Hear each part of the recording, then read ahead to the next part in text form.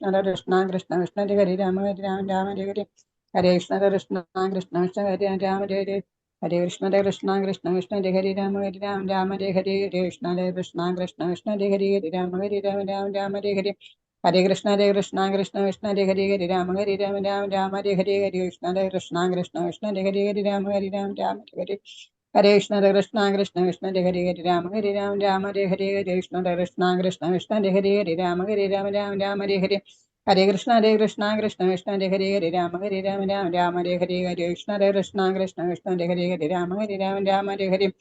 കൃഷ്ണ കൃഷ്ണ കൃഷ്ണ ഹരി ഹരി ഹരി രാമ ഹരി രാമ രാമ രാമ ഹരി ഹരി ഹരേ കൃഷ്ണ കൃഷ്ണ കൃഷ്ണ കൃഷ്ണ ഹരി ഹരി ഹരി രാമ ഹരി രാമ രാമ ഹരി ഹരി ഹരേ കൃഷ്ണ കൃഷ്ണ കൃഷ്ണ കൃഷ്ണ ഹരി ഹരി ഹരി രാമ ഹരി രാമ രാമ രാമ ഹരി ഹരി ഹരേ കൃഷ്ണ കൃഷ്ണ കൃഷ്ണ കൃഷ്ണ ഹരി ഹരി ഹരി രാമ ഹരി രാമ രാമ ഹരി ഹരി ഹരേ കൃഷ്ണ കൃഷ്ണ കൃഷ്ണ കൃഷ്ണ ഹരി ഹരി ഹരി രാമ ഹരി രാമ രാമ രാമ ഹരി ഹരി ഹരേ കൃഷ്ണ കൃഷ്ണ കൃഷ്ണ കൃഷ്ണ ഹരി ഹരി ഹരി രാമ ഹരി രാമ രാമ രാമ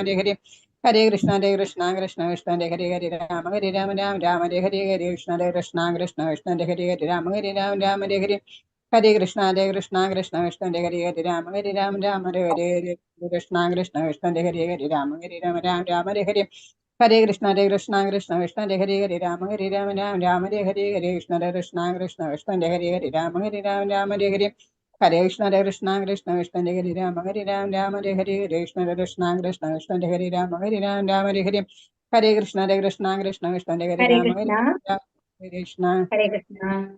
ഹരേ കൃഷ്ണ. ശ്രീ രാധാ ഗോവിന്ദ് ടെമ്പിളിന്റെ കീഴിലുള്ള 18 ദിവസത്തെ ഭഗവത്ഗീത പഠനത്തിലേക്ക് എല്ലാവർക്കും സ്വാഗതം. ഗുരുവന്ദനത്തിൽ കൂടി നമുക്ക് തുടങ്ങാം കേട്ടോ. ഓംജ്ഞാനതിമിരാന്തസ്യ ജ്ഞാനാഞ്ജനശലാകയാ ചക്ഷുരുന്മീലിതം യേന തസ്മൈ ശ്രീഗുരവേ നമഃ. ശ്രീചൈതന്യമനോഭീഷ്ടം സ്ഥാപിതം മേന ഭൂതലേ സ്വയം രൂപ കഥാ മഹ്യം ദദാന്തി സ്വപദാന്തികം. വന്ദേഹം ശ്രീഗുരോ ശ്രീയുത പദകമലം ശ്രീഗുരും വൈഷ്ണവാംച ശ്രീരൂപം സാഗ്രജാതം സഗണരഘുനാഥാനിധം താം സജീവം സാദ്വൈതം സാവധൂതം പരിജനസഹിതം ശ്രീകൃഷ്ണ ചൈതന്യദേവം ശ്രീരാധാ കൃഷ്ണപാദാൻ സഗണലളിത ശ്രീവിശാഖാനിധം ഹേ കൃഷ്ണ കരുണാ സിന്ധു ദീനബന്ധോ ജഗത്പദേ ഗോപേശ ഗോപികാ കാന്ത രാധാ കാന്ത നമോസ്തുതേ തപ്ത കാഞ്ചന ഗൗരാംഗീ രാധേ വൃന്ദാവനേശ്വരി വൃഷഭാനുസുതേ ദേവി പ്രണമാമി ഹരിപ്രിയേ വാഞ്ചാകൽപതരൂപ്യശ്ച കൃപാ സിന്ധുഭ്യേവ ച പതിതാനാം പാവനേഭ്യോ വൈഷ്ണവേഭ്യോ നമോ നമഃ. നമോ വിഷ്ണുപാദായ കൃഷ്ണപ്രേഷ്ഠായ ഭൂതലേ ശ്രീമതേ ജയപതാക സ്വാമിൻ ഇതി നാമിനെ നമ ആചാര്യപാദായ നിതായ കൃപപ്രദായിനി ഗൗരകഥാദാമതായ നഗരഗ്രാമതാരിണി നമോ വിഷ്ണുപാദായ കൃഷ്ണപ്രേഷ്ഠായ ഭൂതലേ ശ്രീമതേ ഭക്തിവേദാന്ത സ്വാമിൻ ഇതി നാമിനെ നമസ്തേ സാരസ്വതേ ദേവേ ഗൗരവാണി പ്രചാരിണി നിർവിശേഷ ശൂന്യവാദി പാശ്ചാത്യദേശതാരിണി ജയോ ശ്രീകൃഷ്ണ ചൈതന്യ പ്രഭോ നിത്യാനന്ദ ശ്രീ അദ്വൈത ഗദാധര ശ്രീവാസാദി ഗൗരഭക്തവൃന്ദ. ഹരേ കൃഷ്ണ കൃഷ്ണ കൃഷ്ണ ഹരേ ഹരേ ഹരേ രാമ രാമ രാമ ഹരേ ഹരേ. ഹരേ കൃഷ്ണ. ഹരേ കൃഷ്ണ. അന്താരാഷ്ട്ര കൃഷ്ണാവബോധ സമിതി മാംഗ്ലൂരാണ് ഈ കോഴ്സ് നടത്തുന്നത് കേട്ടോ. അവരുടെ ഒരു നേതൃത്വത്തിലാണ് ഈ സൗഭാഗ്യം നമ്മൾക്ക് ലഭിക്കുന്നത്. 18 ദിവസത്തെ ഒരു യാത്ര. എൻ്റെ പേര് അന്തരംഗ യശോദ ദേവിദാസി എന്നാണ്. ഞാനാണ് ഈ 18 ദിവസം നിങ്ങളുടെ കൂടെ ഉണ്ടാവുക ഈ യാത്രയിൽ കേട്ടോ. ഓക്കെ, ഈ അന്താരാഷ്ട്ര കൃഷ്ണാവബോധ സമിതി എന്ന് പറയുന്നത് ഇസ്കോൺ എന്നാണ് പറയുക. കുറച്ച് പേരെങ്കിലും കേട്ടിട്ടുണ്ടാവും ഇല്ലേ? International society for Krishna consciousness എന്നാണ് അതിന്റെ പേര്. അപ്പം A.C. ഭക്തി വേദാന്ത സ്വാമി പ്രഭുപാദ എന്ന് പറഞ്ഞിട്ടുള്ള ഒരു വൈഷ്ണവ ആചാര്യനാണ് 1966 ഈ സമിതി സ്ഥാപിച്ചത്. അപ്പം ഈ സമിതിയുടെ കീഴിലാണ് ഒരുപാട് ഭഗവത്ഗീത കോഴ്സസ്, ഭാഗവതം കോഴ്സസ് ഒക്കെ നടത്തുന്നുണ്ട്. അതിന്റെ ഭാഗമായിട്ടാണ് നമ്മൾ ഈ കോഴ്സ് നടത്തുന്നത്. ഇനി 18 ദിവസം എന്ന് പറയുന്നത് എന്താണ്? അപ്പം ഭഗവത്ഗീത പുസ്തകത്തില് നമ്മൾക്ക് 18 അധ്യായങ്ങളാണുള്ളത്. അപ്പൊ ഓരോ അധ്യായത്തിന്റെയും പ്രധാനപ്പെട്ട പോയിന്റ്സ് മാത്രമാണ് നമ്മൾ പറഞ്ഞിട്ട് പോകുന്നത്. ഒരു ഓവർവ്യൂ എന്ന് പറയില്ലേ, 700 ശ്ലോകങ്ങളാണ് ഭഗവത്ഗീതയിലുള്ളത്. അത് മുഴുവൻ നമ്മൾക്ക് കവർ ചെയ്യാന്ന് പറയുന്നത് എളുപ്പമല്ല ഈ 18 ദിവസത്തില്. പക്ഷെ ഈ 1ാമത്തെ അധ്യായം പഠിക്കുമ്പോൾ ആ അധ്യായത്തിൽ കൊണ്ട് എന്താണ് ഉദ്ദേശിച്ചിട്ടുള്ളത്, അതിന്റെ ഉള്ളടക്കം എന്താണ് എന്നുള്ളത് നമ്മൾക്ക് മനസ്സിലാക്കാനായിട്ട് സാധിക്കും. അതാണ് ഈ 18 ദിവസം എന്നുള്ളത് കൊണ്ട് ഉദ്ദേശിക്കുന്നത് കേട്ടോ. ഇനി ഭഗവത്ഗീത എന്ന് പറയുന്നത് എന്താണ്? ഭഗവത്ഗീത യഥാരൂപം എന്ന് പറഞ്ഞ പുസ്തകമാണ് നമ്മൾ പഠിക്കാൻ പോകുന്നത്. അപ്പൊ ആദ്യം തന്നെ ഭഗവത്ഗീത എന്ന് പറയുന്നത് എന്താണ്? ഭഗവാന്റെ വാക്കുകളാണ് അല്ലെ. ഭഗവാൻ എന്ന് പറയുന്നത് ഇപ്പൊ ആരാണ്? ഭഗവാന്റെ വാക്കുകളാണ് ഭഗവത്ഗീത. ഭഗവാൻ ആരാണ്? ഈ എല്ലാ എല്ലാ ലോകങ്ങളും സൃഷ്ടിച്ചത് ആരാണോ, എല്ലാ ലോകത്തിന്റെയും അധിപൻ ആരാണോ, എല്ലാ ലോകങ്ങളെയും നിയന്ത്രിക്കുന്നത് ആരാണോ, അതാണ് ഭഗവാൻ. ആ ഭഗവാന് ആ ഷഡ് ഐശ്വര്യങ്ങൾ ഉണ്ട് എന്നാണ് പറയുക. അപ്പൊ ആ ഭഗവാന്റെ വാക്കുകളാണ് നമ്മൾ പഠിക്കാൻ പോകുന്നത്. അപ്പൊ ഭഗവാനോട് ആരോടാണ് ഈ ഗീത ഉപദേശിച്ചത്? അർജുനനോടാണ്. അത് എപ്പോൾ? 5000 വർഷങ്ങൾക്ക് മുമ്പ് മഹാഭാരത യുദ്ധ സമയത്ത് കുരുക്ഷേത്ര യുദ്ധഭൂമിയിൽ വെച്ചിട്ടാണ് ഭഗവാൻ അർജുനന് ഭഗവത്ഗീത ഉപദേശിക്കുന്നത്. അപ്പൊ നമ്മൾക്ക് ചോദിക്കാം, ഈ 5000 വർഷങ്ങൾക്ക് മുമ്പ് അർജുനനെ സമാധാനിപ്പിക്കാൻ വേണ്ടിയിട്ട് ഭഗവാൻ പറഞ്ഞ ഈ ഭഗവത്ഗീത നമ്മൾ എന്തിനു പഠിക്കണം? പ്രസക്താണ് ചോദ്യം അല്ലെ? 5000 വർഷങ്ങൾക്ക് ഇപ്പുറമാണ്. അപ്പൊ എന്തിനാണ് നമ്മൾ ഭഗവത്ഗീത പഠിക്കുന്നത്? ഭഗവത്ഗീത പഠിക്കുന്നതിന്റെ ഉദ്ദേശം എന്താണ് എന്നുള്ളതാണ് നമ്മൾ മനസ്സിലാക്കാൻ പോകുന്നത്. അപ്പോൾ നമ്മൾക്കറിയാം, നമ്മൾക്ക് ഒരുപാട് നമ്മളുടെ ആത്യന്തിക ലക്ഷ്യം എന്താണ്? എല്ലാവരുടെയും പൊതുവായിട്ട് ലക്ഷ്യം എന്താണ് ജീവിതത്തിൽ? നമ്മൾ സന്തോഷമായിട്ടിരിക്കണം, സമാധാനമായിട്ടിരിക്കണം എന്നുള്ളതാണ് അല്ലെ? ഹരേ കൃഷ്ണ. നിങ്ങളും കുറച്ച് എന്തെങ്കിലും മറുപടി പറയുകയാണെന്നുണ്ടെങ്കിൽ നമ്മൾക്ക് ക്ലാസ് കുറച്ചും കൂടി നന്നായിട്ടുണ്ടാവും കേട്ടോ. ഓക്കെ. അപ്പൊ നമ്മൾ ഭഗവത്ഗീത പഠിക്കുമ്പോൾ അപ്പൊ എല്ലാവരും കഴിയുന്ന ആൾക്കാർക്ക് വീഡിയോ ഓൺ ചെയ്യുക. അപ്പോഴാണ് നിങ്ങളെയും ഞങ്ങൾക്ക് പരിചയമാവുള്ളൂ. അതിന് വേണ്ടിയിട്ടാണ് കേട്ടോ. ഓക്കെ. അപ്പൊ ഭഗവത്ഗീത എന്തിനു വേണ്ടിയിട്ടാണ് പഠിക്കുന്നത്? അപ്പൊ നമ്മൾക്ക് അറിയാം, നമ്മൾക്ക് എല്ലാവർക്കും എന്താ വേണ്ടത്? സന്തോഷം വേണം ജീവിതത്തിൽ. ആരെങ്കിലും ദുഃഖം വേണമെന്ന് പറഞ്ഞിട്ട് ആഗ്രഹിക്കാറുണ്ടോ? ഇല്ല. ദുഃഖത്തിന് വേണ്ടി ആരെങ്കിലും പ്രാർത്ഥിക്കാറുണ്ടോ? ഇല്ല. പക്ഷേ അൺഎക്സ്പെക്റ്റഡ് ആയിട്ട് നമ്മുടെ ജീവിതത്തിൽ പ്രശ്നങ്ങൾ വരാറില്ലേ? ദുഃഖങ്ങൾ വരാറില്ലേ? ദുഃഖങ്ങൾ അനുഭവിക്കാത്ത ആരെങ്കിലും ഇവിടെ ഉണ്ടോ? ഇല്ല. നമ്മൾക്ക് വേണ്ടപ്പെട്ട ആരെങ്കിലും നമ്മൾക്ക് നഷ്ടപ്പെടുമ്പോൾ നമ്മൾക്ക് ദുഃഖം തോന്നും അല്ലെ? നമ്മൾ ആഗ്രഹിച്ച ഒരു സാധനം നമ്മൾക്ക് ലഭിക്കാതെ വരുമ്പോൾ നമ്മൾക്ക് ദുഃഖം വരും അല്ലെ? അപ്പൊ ഈ ദുഃഖങ്ങളൊക്കെ നമ്മൾക്ക് ലഭിക്കുന്നുണ്ട്. അപ്പൊ നമ്മൾക്ക് തന്നെ ഒരു ചോദ്യം നമ്മുടെ ഉള്ളിൽ വരും അല്ലെ? അപ്പൊ എന്തുകൊണ്ട് എനിക്ക് ദുഃഖം വരുന്നു? പലപ്പോഴും നമ്മൾക്ക് തോന്നാറുണ്ട് നമ്മൾക്കാണ് കൂടുതൽ ദുഃഖങ്ങൾ, മറ്റുള്ളവരൊക്കെ കുറച്ചും കൂടി നല്ല ലെവലിലാണ് ഇരിക്കുന്നത് എന്നുള്ള ഇത് നമ്മൾക്ക് തോന്നാറുണ്ട്. അതുപോലെ തന്നെ നമ്മൾ വിചാരിച്ച കാര്യങ്ങൾ നഷ്ടപ്പെടാതെ വരുമ്പോൾ നമ്മൾക്ക് ഒരുപാട് ദേഷ്യം വരാറുണ്ട് ഇല്ലേ? ഓക്കെ, ദേഷ്യം വരും. കാരണം എനിക്ക് അത് കിട്ടേണ്ടതായിരുന്നു, എനിക്കത് യോഗ്യത ഉണ്ടായിരുന്നു, പക്ഷെ എനിക്കത് ലഭിച്ചില്ല. അങ്ങനെ നമ്മൾക്ക് ദേഷ്യം വരും. അത് ആർക്കാണോ നമ്മൾക്ക് ലഭിക്കേണ്ടതെന്ന് നമ്മൾ വിചാരിച്ച സാധനങ്ങൾ ലഭിച്ചത് അവരോട് നമ്മൾക്കൊരു വെറുപ്പ് വരും. ഇതൊക്കെ നമ്മൾക്ക് തോന്നുന്ന വികാരങ്ങളാണ് അല്ലെ? അപ്പൊ ഈ ഭൗതിക ലോകത്തിന്റെ ഉള്ള ആൾക്കാരുടെ പൊതുവായിട്ടുള്ള ഒരു സ്വഭാവങ്ങളാണ് ഇതൊക്കെ പറയുന്നത്. ഏതാണ്? കാമ, ക്രോധ, ലോഭ, മോഹ, മത, മാത്സര്യം എന്ന് പറയും. ആദ്യം എന്താണ് കാമം എന്ന് പറഞ്ഞാൽ? എന്താണ്? ആഗ്രഹങ്ങൾ. വലിയ വീട് വേണം, എന്താ പറയാ, വലിയ നല്ല സൗകര്യത്തിൽ ജീവിക്കണം, സമൃദ്ധി ഉണ്ടാവണം, അങ്ങനത്തെ ആഗ്രഹങ്ങളാണ്. ആ ആഗ്രഹം നമ്മൾക്ക് സാധിക്കാതെ വരുമ്പോൾ നമ്മളുടെ ഉള്ളിലുണ്ടാകുന്ന ഒരു വികാരമാണ് ക്രോധം അല്ലെങ്കിൽ ദേഷ്യം എന്ന് വരുന്നത് അല്ലേ? അപ്പൊ ഈ ദേഷ്യം നിയന്ത്രിക്കാനായിട്ട് പലപ്പോഴും നമ്മൾക്ക് സാധിക്കാറില്ല. ചിലപ്പോൾ നമ്മളുടെ മക്കൾ തന്നെ നമ്മൾ വിചാരിച്ച മാതിരി കാര്യങ്ങൾ ചെയ്തിട്ടില്ല എന്നുണ്ടെങ്കിൽ നമുക്ക് ദേഷ്യം വരാറുണ്ട് ഇല്ലേ? വരാറില്ലേ എല്ലാവർക്കും? ഓക്കെ. അപ്പൊ എങ്ങനെ നമുക്ക് ദേഷ്യത്തെ നിയന്ത്രിക്കാൻ സാധിക്കും? നമുക്ക് പലപ്പോഴും തോന്നാറുണ്ട് നമുക്ക് ദേഷ്യത്തെ നിയന്ത്രിക്കാനായിട്ട് സാധിക്കാറില്ല എന്നുള്ളത്. അപ്പൊ എന്തുകൊണ്ടാണ്? അപ്പൊ നമ്മൾ ഇത്രയും പഠിച്ചിട്ടുണ്ട്, ആധുനിക ശാസ്ത്രങ്ങള്, നമ്മളിപ്പോ ആധുനിക എഡ്യൂക്കേഷൻ എന്നൊക്കെ പറയുന്നത്, വിദ്യാഭ്യാസം എന്നൊക്കെ പറയുന്നത് വളരെ ലെവലിലാണ്. ചിലപ്പോൾ നമ്മൾ IAS പാസ്സായ ആൾക്കാരായിരിക്കാം, ഡോക്ടർ ആയിരിക്കാം, എഞ്ചിനീയർ ആയിരിക്കാം. അപ്പൊ ഏത് ലെവലിലുള്ള ആൾക്കാരാണെന്നുണ്ടെങ്കിലും ഇതിനുള്ള പഠിപ്പ് നമ്മൾ പഠിക്കുന്നില്ല അല്ലെ? നമ്മൾ സ്ട്രെസ് റിലീസ് എന്ന് പറഞ്ഞിട്ട് കുറെ യോഗ പ്രോസസ്സ് അങ്ങനെയൊക്കെ പലപ്പോഴും പഠിക്കാറുണ്ടെങ്കിൽ കൂടി അതൊന്നും പൂർണ്ണമായിട്ട് പ്രാവർത്തികമായിട്ട് നമ്മൾക്ക് കിട്ടാറില്ല. അപ്പൊ നമ്മളുടെ മനസ്സ് എന്ന് പറയുന്നത് നമ്മളുടെ കൺട്രോളിലല്ല അല്ലെ? അത് നമ്മൾക്ക് മനസ്സിലാവുന്നുണ്ട് പല സമയത്തും. കാരണം നമ്മൾ വിചാരിക്കാത്ത മാതിരി നമ്മളുടെ കാര്യങ്ങൾ നടക്കുമ്പോൾ നമ്മുടെ മനസ്സ് നമ്മളുടെ കൺട്രോളിലല്ല. ഇത് എല്ലാവർക്കും അറിയുന്ന കാര്യമാണ് അല്ലെ?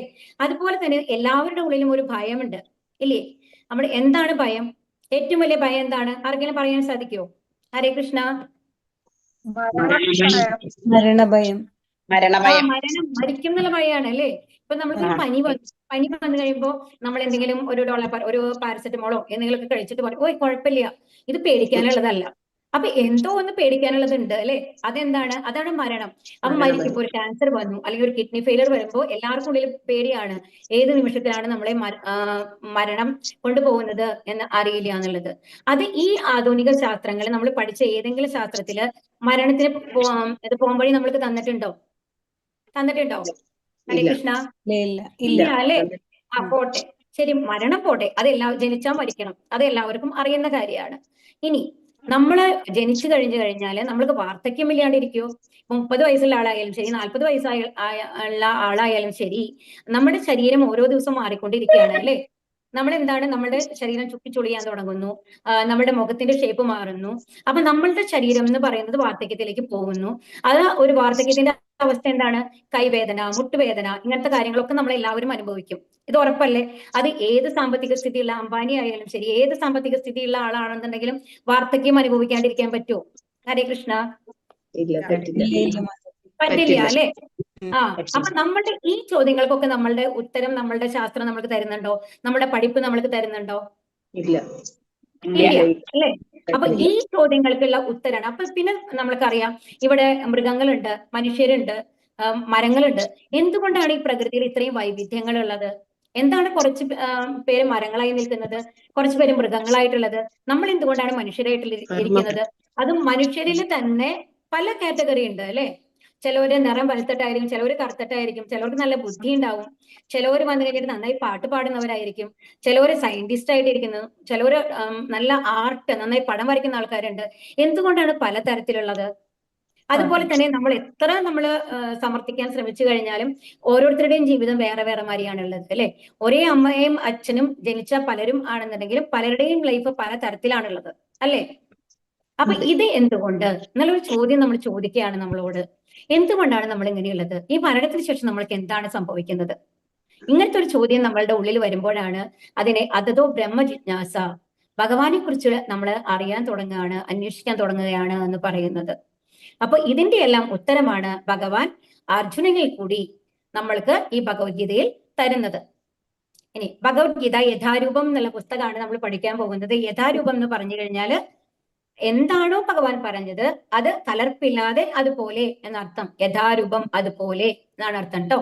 ഇനി ഇസ്കോൺ സ്ഥാപകാചാര്യൻ ദിവ്യപൂജ്യ ശ്രീമദ് AC ഭക്തിവേദാന്ത സ്വാമി പ്രഭുപാദരാണ് ഈ പുസ്തകം രചിച്ചിട്ടുള്ളത്. അപ്പൊ ഇനി നമ്മളൊരു പുസ്തകം, നമ്മള് എന്തെങ്കിലും ഒരു വസ്തുക്കൾ നമ്മൾ വാങ്ങുന്നു, അങ്ങനെയൊക്കെ വാങ്ങുന്ന സമയത്ത് നമ്മൾ അന്വേഷിക്കാറുണ്ട് അല്ലെ? ഇത് നല്ല പ്രൊഡക്റ്റ് ആണോ, നല്ല കമ്പനിയുടെ ആണോ എന്നൊക്കെ നമ്മൾ അന്വേഷിക്കാറുണ്ട്. അപ്പോ അതുപോലെ തന്നെ നമ്മൾക്ക് ഒരു പുസ്തകം വായിക്കാൻ തുടങ്ങുമ്പോൾ, നമ്മൾ പഠിക്കാൻ തുടങ്ങുകയാണ് ഭഗവത്ഗീത.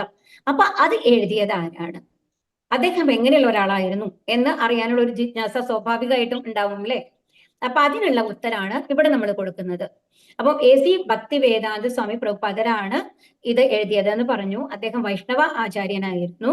അപ്പം ഒരു വൈഷ്ണവ കുടുംബത്തില് ബംഗാളിലാണ് 1896 പ്രഭുപാദ ജനിക്കുന്നത്.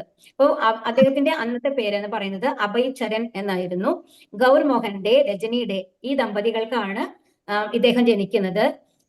അപ്പോ ചെറുപ്പത്തിലെ തന്നെ അടുത്തുള്ള രാധാകൃഷ്ണ ക്ഷേത്രത്തിൽ കൊണ്ടുപോകുമായിരുന്നു അച്ഛനും അമ്മയും പ്രഭുപാദരെ. അപ്പോ അഭയചരനെ, അപ്പൊ ഈ അഭയചരൺ ആ അമ്പലത്തിൽ പോയി കഴിഞ്ഞു കഴിഞ്ഞാൽ ആ രാധാകൃഷ്ണനെ നോക്കി ഇങ്ങനെ കിടക്കും. നമ്മൾക്ക് ആലോചിക്കാൻ പറ്റില്ല അല്ലെ? കുട്ടികളൊക്കെ അമ്പലത്തിൽ കൊണ്ടുപോയി കഴിഞ്ഞാൽ അങ്ങനെ ഉണ്ടാവും എന്നുള്ളത്. ആ രാധാകൃഷ്ണനെ കണ്ടു കഴിഞ്ഞാൽ അതിങ്ങനെ നോക്കി സന്തോഷിച്ച് ഇങ്ങനെ കിടക്കും കുട്ടി. അപ്പൊ തന്നെ ആ ഒരു ഭക്തി മാർഗത്തിലാണ് ഈ കുട്ടിയുള്ളത് എന്നുള്ളത് അച്ഛന് മനസ്സിലായിരുന്നു. അപ്പൊ അച്ഛന്റെ ആഗ്രഹം അദ്ദേഹത്തിനെ ഒരു വൈഷ്ണവ ആചാര്യനാക്കണം, ഭഗവത്ഗീത പഠിപ്പിച്ച ഭാഗവതം എല്ലാവരോടും പറഞ്ഞു കൊടുക്കുന്ന രീതിയിൽ ഉള്ള ഒരാളാക്കി മാറ്റണം എന്നുള്ളതായിരുന്നു അച്ഛന്റെ ആഗ്രഹം തന്നെ. അപ്പൊ ഒരു 5 വയസ്സാകുമ്പോഴേക്കും ഈ കുട്ടി പറയും, അച്ഛാ എനിക്കും അവിടെ അമ്പലത്തിൽ പൂജ ചെയ്യുന്നില്ലേ, അതുപോലെ രാധാകൃഷ്ണന്റെ വിഗ്രഹം വാങ്ങിച്ചു തരണം, എനിക്കും പൂജ ചെയ്യണം എന്ന് പറയും. എന്നിട്ട് അങ്ങനെ വിഗ്രഹങ്ങൾ വാങ്ങിച്ചു കൊടുക്കും അച്ഛൻ. അതും കഴിഞ്ഞ് പിന്നെ ഈ ജഗന്നാഥ് പുരി എന്ന് പറഞ്ഞിട്ട് ഒറീസയിലുള്ള ഒരു സ്ഥലമാണ്. അവിടുത്തെ ഏറ്റവും പ്രസിദ്ധമായിട്ടുള്ള ഒരു ആചാരമാണ് രഥയാത്ര എന്ന് പറയുന്നത്. അവിടെ ജഗന്നാഥനും സുഭദ്രയും ബലരാമനും കൂടിയിട്ടുള്ള പ്രതിഷ്ഠയാണ് കേട്ടോ ഉള്ളത്. അപ്പൊ 3 രഥങ്ങളിലായിട്ടാണ് ഈ യാത്ര ചെയ്യുക. അത് അത്രയും ലക്ഷക്കണക്കിന് ആൾക്കാരെ പങ്കെടുക്കും ആ രഥയാത്രയിൽ. അപ്പൊ ഒരു തവണ പ്രഭുപാദരെ, അഭയചരനെ അച്ഛനും അമ്മയും അവിടേക്ക് കൊണ്ടുപോയിട്ടുണ്ടാവും.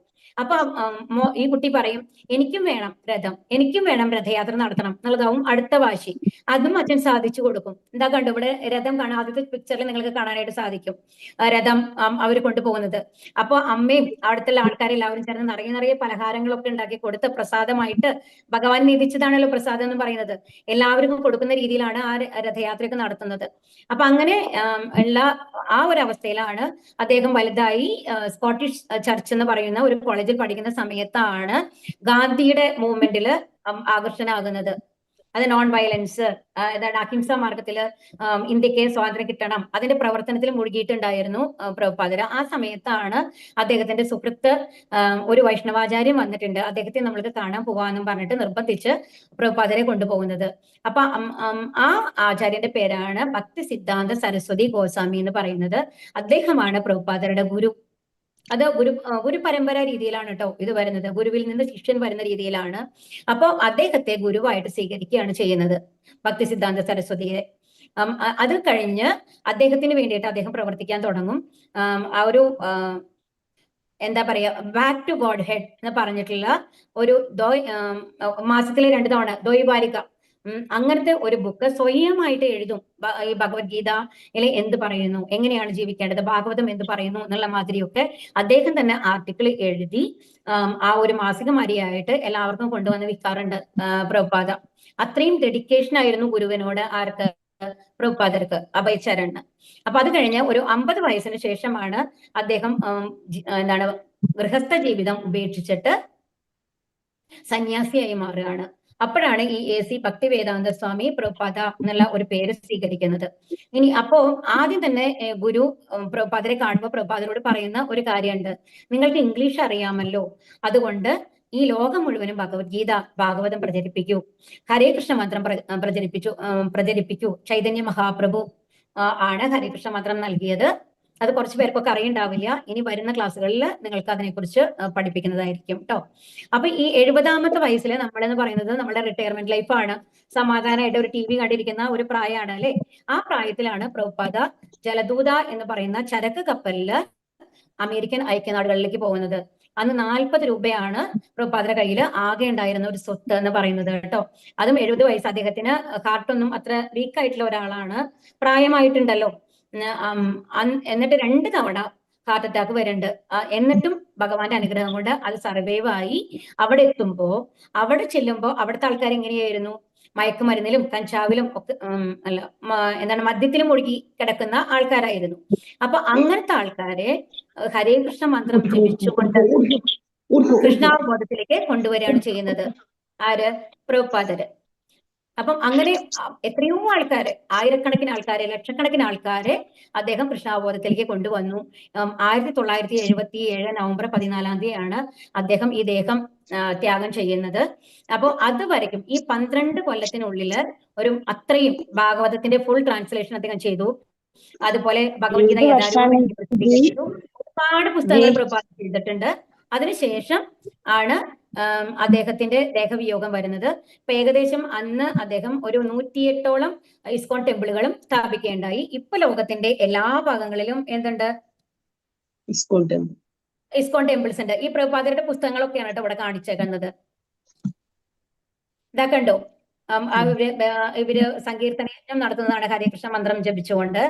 1977 അദ്ദേഹം മരിക്കുന്നത് കേട്ടോ. 1966 അവിടെ പോയത്. 1965 അങ്ങോട്ട് പോകുന്നത്. 1966 എന്ത് സ്ഥാപിക്കുന്നത്, ഇസ്കോൺ സ്ഥാപിക്കുന്നത്, ഈ സംഘടന. ഇപ്പൊ എല്ലാ ഭാഗത്തും ഉണ്ടെന്നുള്ളത് കാണിക്കുകയാണിത്. അപ്പം അങ്ങനെ പോകുന്ന സമയത്ത് അദ്ദേഹത്തിന്റെ പുസ്തകങ്ങളൊക്കെ ഈ ഭാഗവതത്തിന്റെ ആദ്യത്തെ 3 സ്കന്ധം അദ്ദേഹം കൈകൊണ്ട് എഴുതിയത്, കൈയെഴുത്ത് പ്രതികളാണെന്ന് ആലോചിക്കണം കേട്ടോ, പ്രിന്റഡ് അല്ല. അപ്പൊ അങ്ങനത്തെ പ്രതികളൊക്കെ അദ്ദേഹം എടുത്തിട്ട് പോയിട്ടുണ്ടായിരുന്നു അമേരിക്കയ്ക്ക്. അപ്പൊ അത് എവിടെ നിന്നാണ്, കൊച്ചിയിലെ മട്ടാഞ്ചേരി നിന്നാണ് ഈ ചരക്ക് കപ്പലിൽ കയറ്റുന്നത്. അതിന്റെ പ്രതീകമായിട്ടാണ് ഇവിടെ അങ്ങനെ ഒരു ശിലാഫലകം സ്ഥാപിച്ചിട്ടുള്ളത് കേട്ടോ. ഹരേ കൃഷ്ണ.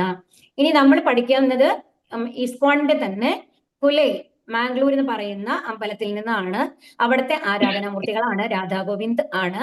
അവർ ആ ഭഗവാനെ നമസ്കരിച്ചുകൊണ്ട് നമ്മൾക്ക് ഇന്നത്തെ ക്ലാസ് തുടങ്ങാം കേട്ടോ. ഇതാണ് അവിടുത്തെ അഡ്രസ്. കാണാൻ പറ്റുന്നില്ല.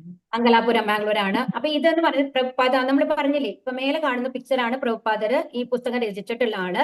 അദ്ദേഹത്തിന്റെ ശിഷ്യനാണ് ജയപതാക സ്വാമി മഹാരാജ് എന്ന് പറഞ്ഞിട്ട്. അദ്ദേഹം ഇപ്പോഴും ജീവിച്ചിരിക്കുന്നുണ്ട്. ഇപ്പോഴത്തെ ഇസ്കോണിന്റെ പ്രസിഡന്റ് എന്ന് പറയുന്നത്, ഓവറോൾ അതിന്റെ അധികാരി എന്ന് പറയുന്നത് ജയപതാക സ്വാമി മഹാരാജാവാണ്. ഒരുപാട് എന്താണ് ശുദ്ധഭക്തനാണ് ഇദ്ദേഹം. അമേരിക്കക്കാരനാണ് കേട്ടോ. അവിടെ നിന്ന് പ്രഭാതര ഭക്തനായിട്ട് ഇവിടെ വന്നിട്ടുള്ളതാണ്. അദ്ദേഹത്തിന്റെ ശിഷ്യനാണ് നാമനിഷ്ഠാദാസ് എന്ന് പറയുന്നത്, പ്രഭു എന്ന് പറയുന്നത്. അപ്പൊ ഈ നാമനിഷ്ഠാദാസ് പ്രഭു ആണ് ഇസ്കോൺ നമ്മൾ പഠിക്കുന്ന ഈ അമ്പലത്തിന്റെ പ്രസിഡന്റ് എന്ന് പറയുന്നത് കേട്ടോ. അദ്ദേഹം എന്താണ് IIT കാൺപൂരിൽ പഠിച്ചിരുന്ന ആളാണ്. അതിൽ നിന്ന് ഭക്തി സേവനത്തിന് വേണ്ടിയിട്ട് സ്വയം ബ്രഹ്മചാരിയായിട്ട് അമ്പലത്തില് ജോലിയൊക്കെ റിസൈൻ ചെയ്തിട്ട് വന്ന ആളാണ്. അദ്ദേഹമാണ് ഈ ഒരു എന്താണ് ഓൺലൈൻ കോഴ്സിന്റെ നേതൃത്വം വഹിക്കുന്നത്. അപ്പോ ഗുരുശിഷ്യ പരമ്പരയിലാണ് ഇവരൊക്കെ വരുന്നത്. ഇനി എന്തുകൊണ്ടാണ് ഭഗവത്ഗീത യഥാരൂപം നമ്മൾ പഠിക്കേണ്ടത്? ഭഗവത്ഗീതയ്ക്ക് ഒരുപാട് പേര് ഭാഷ്യങ്ങൾ എഴുതിയിട്ടുണ്ട്. ഇപ്പൊ നിങ്ങളുടെ കയ്യിൽ തന്നെ ഒരുപാട് ഗുരുവായൂർ എഡിഷൻ, പല എഡിഷൻ ഉണ്ടാവും ഭഗവത്ഗീതയുടെ, അല്ലെ? പക്ഷെ നമ്മൾ പഠിക്കുന്നത് ഭഗവത്ഗീത യഥാരൂപമാണ്. എന്തുകൊണ്ട് എന്നുള്ളതാണ് ക്വസ്റ്റ്യൻ. 1977 മരിക്കുന്നത് കേട്ടോ പ്രഭുപാദര്. നവംബർ 14 മരിച്ചത്. അപ്പൊ ഭഗവത്ഗീത യഥാരൂപം എന്തുകൊണ്ടാണ്? അപ്പൊ ഇപ്പൊ നമ്മൾ പറഞ്ഞു പരമ്പരയായിട്ടാണ് ഇപ്പൊ നമ്മൾ പറയുന്നത് എന്നുള്ളത്. അപ്പൊ ഏറ്റവും ആദ്യത്തെ ഗുരു ആരായിരുന്നു? ആർക്കെങ്കിലും പറയാൻ സാധിക്കുമോ? ഏറ്റവും ആദ്യത്തെ ഗുരു ആരാണ്?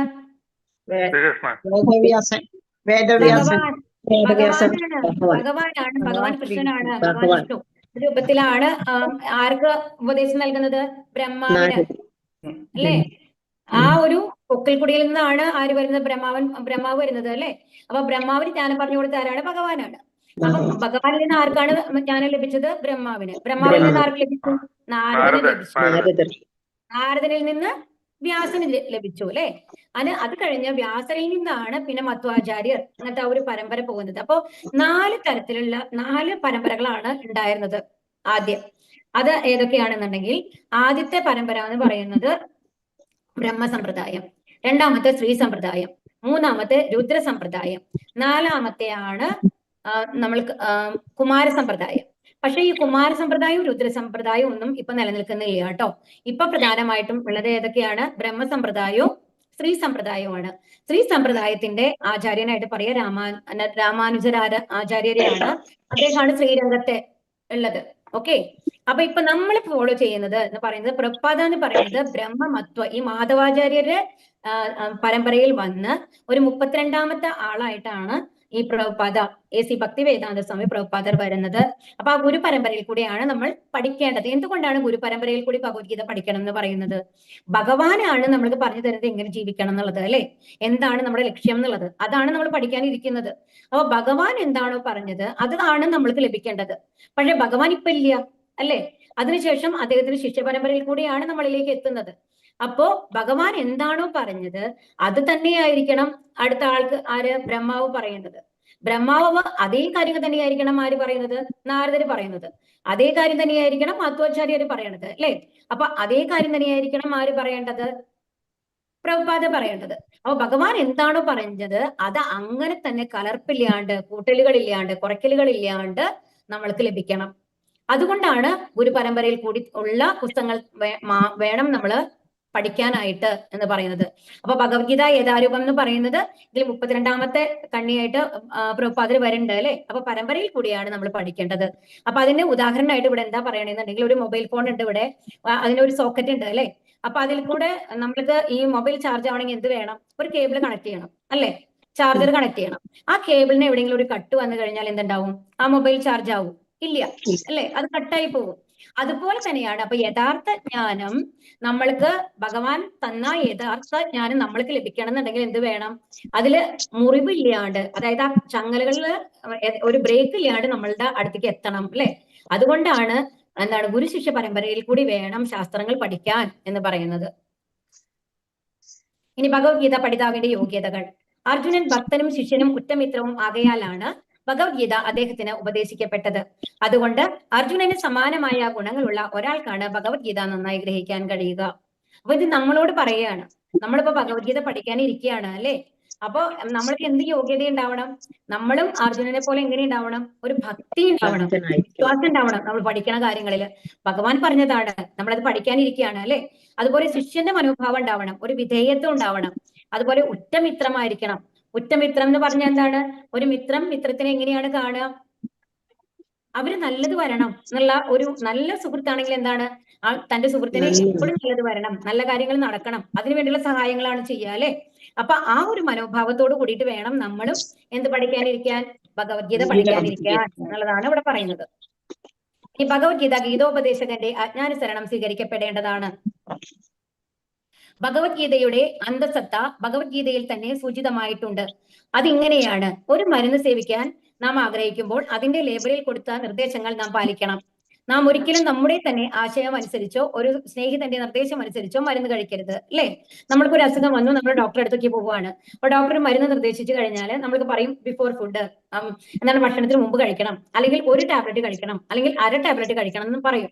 ഇപ്പൊ ഈ അര ടാബ്ലറ്റ് ആണ് കഴിക്കേണ്ടതെന്നുണ്ടെങ്കിൽ നമ്മൾ തെറ്റി ഒരു ടാബ്ലറ്റ് കഴിക്കുകയോ അല്ലെങ്കിൽ രണ്ട് ടാബ്ലറ്റ് കഴിക്കുകയോ ചെയ്തു കഴിഞ്ഞാൽ അതിന്റെ റിസൾട്ട് എന്തായിരിക്കും? നമ്മൾക്ക് തന്നെ മരണം പോലും സംഭവിക്കാം അല്ലെ. അപ്പൊ എന്ത് വേണം? അപ്പൊ ഭഗവത്ഗീത എങ്ങനെയാണ് പഠിക്കേണ്ടത്? ഒരു ഡോക്ടറുടെ നിർദ്ദേശപ്രകാരം നമ്മൾ എങ്ങനെയാണോ മരുന്ന് കഴിക്കുന്നത് അതുപോലെ അത് ഭഗവത്ഗീത എഴുതിയത് ആരാണ്? ഭഗവാനാണ്. അതിൽ ഭഗവാൻ എന്ത് നിർദ്ദേശങ്ങളാണോ തന്നിട്ടുള്ളത് അത് അനുസരിക്കണം എന്നുള്ളതാണ്. അപ്പൊ ഭഗവത്ഗീത വെറുതെ പഠിക്കാനല്ല. ഇപ്പൊ നോക്കൂ, ഭഗവത്ഗീത ശ്ലോകങ്ങൾ പഠിക്കാനാണെങ്കിൽ നമ്മൾ പലപ്പോഴും ഭഗവത്ഗീത പാരായണം ചെയ്യാറുണ്ട്. നമ്മൾ അതിന്റെ അർത്ഥം മനസ്സിലാക്കിയിട്ടല്ല, നമ്മൾ അത് പഠിച്ച് അങ്ങനെ പാരായണം ചെയ്യും. അത് നല്ലതാണ് അല്ലെ, അങ്ങനെ നമ്മൾക്ക് അറിയാം, അതുകൊണ്ട് നമ്മൾ ചെയ്യാറുണ്ട്. ഇതിലെ ഗീതാ പാരായണം നമ്മൾ ചെയ്യാറുണ്ടല്ലോ.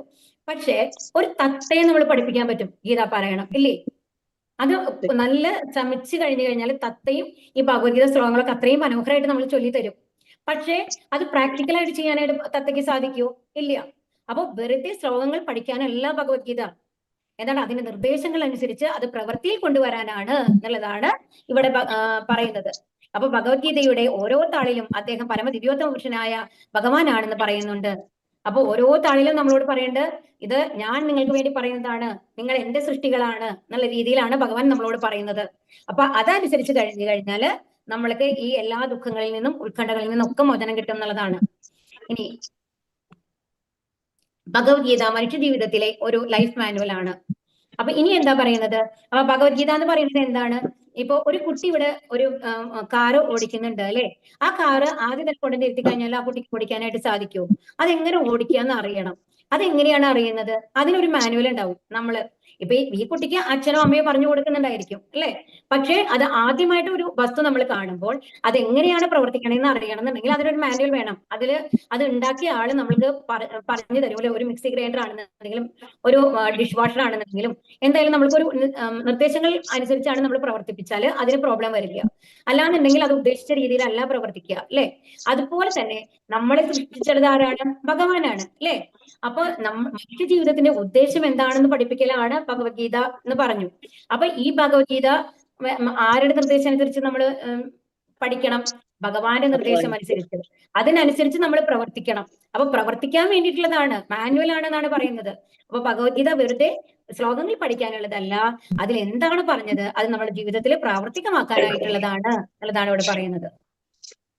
ഇനി ഭഗവത്ഗീതയിൽ 18 അധ്യായങ്ങളാണ് ഉള്ളത്. അതിൽ 700 ശ്ലോകങ്ങളാണ് ഉള്ളത് കേട്ടോ. 18 അധ്യായങ്ങളും.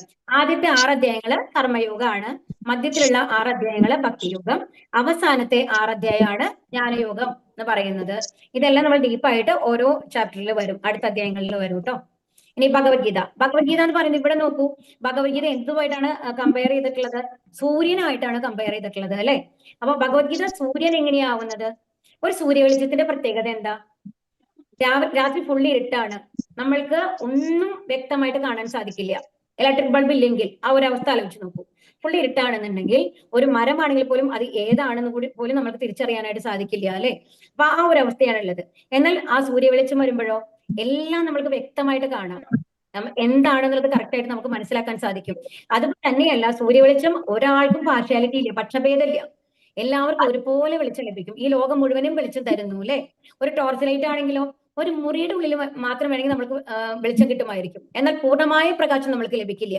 അതുപോലെ തന്നെ ഭഗവത്ഗീത എന്താണ്? ഭഗവത്ഗീത പഠിക്കാനായിട്ട് അവിടെ ഒരു എഡ്യൂക്കേഷണൽ ക്വാളിഫിക്കേഷനോ ജാതിയോ മതമോ ഒന്നുമില്ല. എല്ലാവർക്കും തുല്യമായിട്ടാണ് ഭഗവത്ഗീത ഭഗവാൻ നൽകിയിട്ടുള്ളത്. ഈ ഓരോരുത്തർക്കും, ഈ ലോകത്തിൽ ജനിച്ചിട്ടുള്ള ഓരോരുത്തരുടെയും ലൈഫ് മാനുവൽ ആണ് ഭഗവത്ഗീത എന്ന് പറയുന്നത്. രണ്ടാമത്തെ കാര്യം, ഇപ്പൊ ഭഗവത്ഗീത സൂര്യ വെളിച്ചത്തിൽ നോക്കൂ, നമ്മുടെ എത്ര നിർമ്മിച്ച സാധനങ്ങളാണെങ്കിൽ എന്ന് വിചാരിച്ചോളൂ, അഴുക്ക് സ്മെല്ലായിട്ടുള്ള സാധനങ്ങളാണെന്നുണ്ടെങ്കിലും സൂര്യപ്രകാശത്തിൽ ഇട്ട് കഴിഞ്ഞാൽ ഒരു 1-2 ദിവസം കഴിയുമ്പോഴേക്കും എന്താവും, അതിന്റെ സ്മെല്ലൊക്കെ മാറിയിട്ട് അത് മണ്ണുമായിട്ട് ലയിച്ചു ചേർന്നിട്ടുണ്ടാവും അല്ലേ? അങ്ങനെയല്ലേ? ഇപ്പൊ ഒരു നമ്മുടെ വീടിന്റെ പേരാണെങ്കിൽ എത്ര സ്മെല്ല് ഉണ്ടാവും എന്ന് ആലോചിച്ച് നോക്കൂ. അതേ തന്നെ നമ്മൾ പുറത്ത് കൊണ്ടുപോയിട്ടാലോ 1-2 ദിവസം ആകുമ്പോഴേക്കും അത് മുഴുവൻ ആ സ്മെല്ലൊക്കെ മാറി ആ മണ്ണുമായിട്ട് ചേരും അല്ലേ? അപ്പൊ അത്രയും കഴിവാണ് എന്താണ് ശുദ്ധീകരിക്കാനുള്ള കഴിവാണ് ആർക്കുള്ളത്? സൂര്യനുള്ളത്, സൂര്യരശ്മികൾക്കുള്ളത്. അതുപോലെ തന്നെ നമ്മുടെ ഉള്ളിലുള്ള, നമ്മൾ പറഞ്ഞു അല്ലേ, നമ്മളുടെ വെറുപ്പ്, ദേഷ്യം, അഹങ്കാരം, ഇങ്ങനത്തെ നമ്മളുടെ മനസ്സിൽ അടിഞ്ഞുകൂടിയിട്ടുള്ള ഈ ഭൗതിക മാലിന്യങ്ങളെല്ലാം നീക്കാനായിട്ട് എന്ത് സഹായിക്കുന്നു? ഭഗവത്ഗീത സഹായിക്കുന്നു. ഹരേ കൃഷ്ണ. ഇനി ഭഗവത്ഗീത ചർച്ച ചെയ്യുന്ന 5 വിഷയങ്ങൾ, 5 കാര്യങ്ങളാണ് ഭഗവത്ഗീതയിൽ ചർച്ച ചെയ്യുന്നത്. ഈശ്വരൻ, ജീവാത്മാവ്, ഭൗതിക പ്രകൃതി, കാലം, കർമ്മം എന്നുള്ളതാണ്. അപ്പൊ ഈശ്വരൻ എന്ന് പറയുന്നത് ആരാണ്? ഭഗവാൻ തന്നെയാണ് അല്ലെ?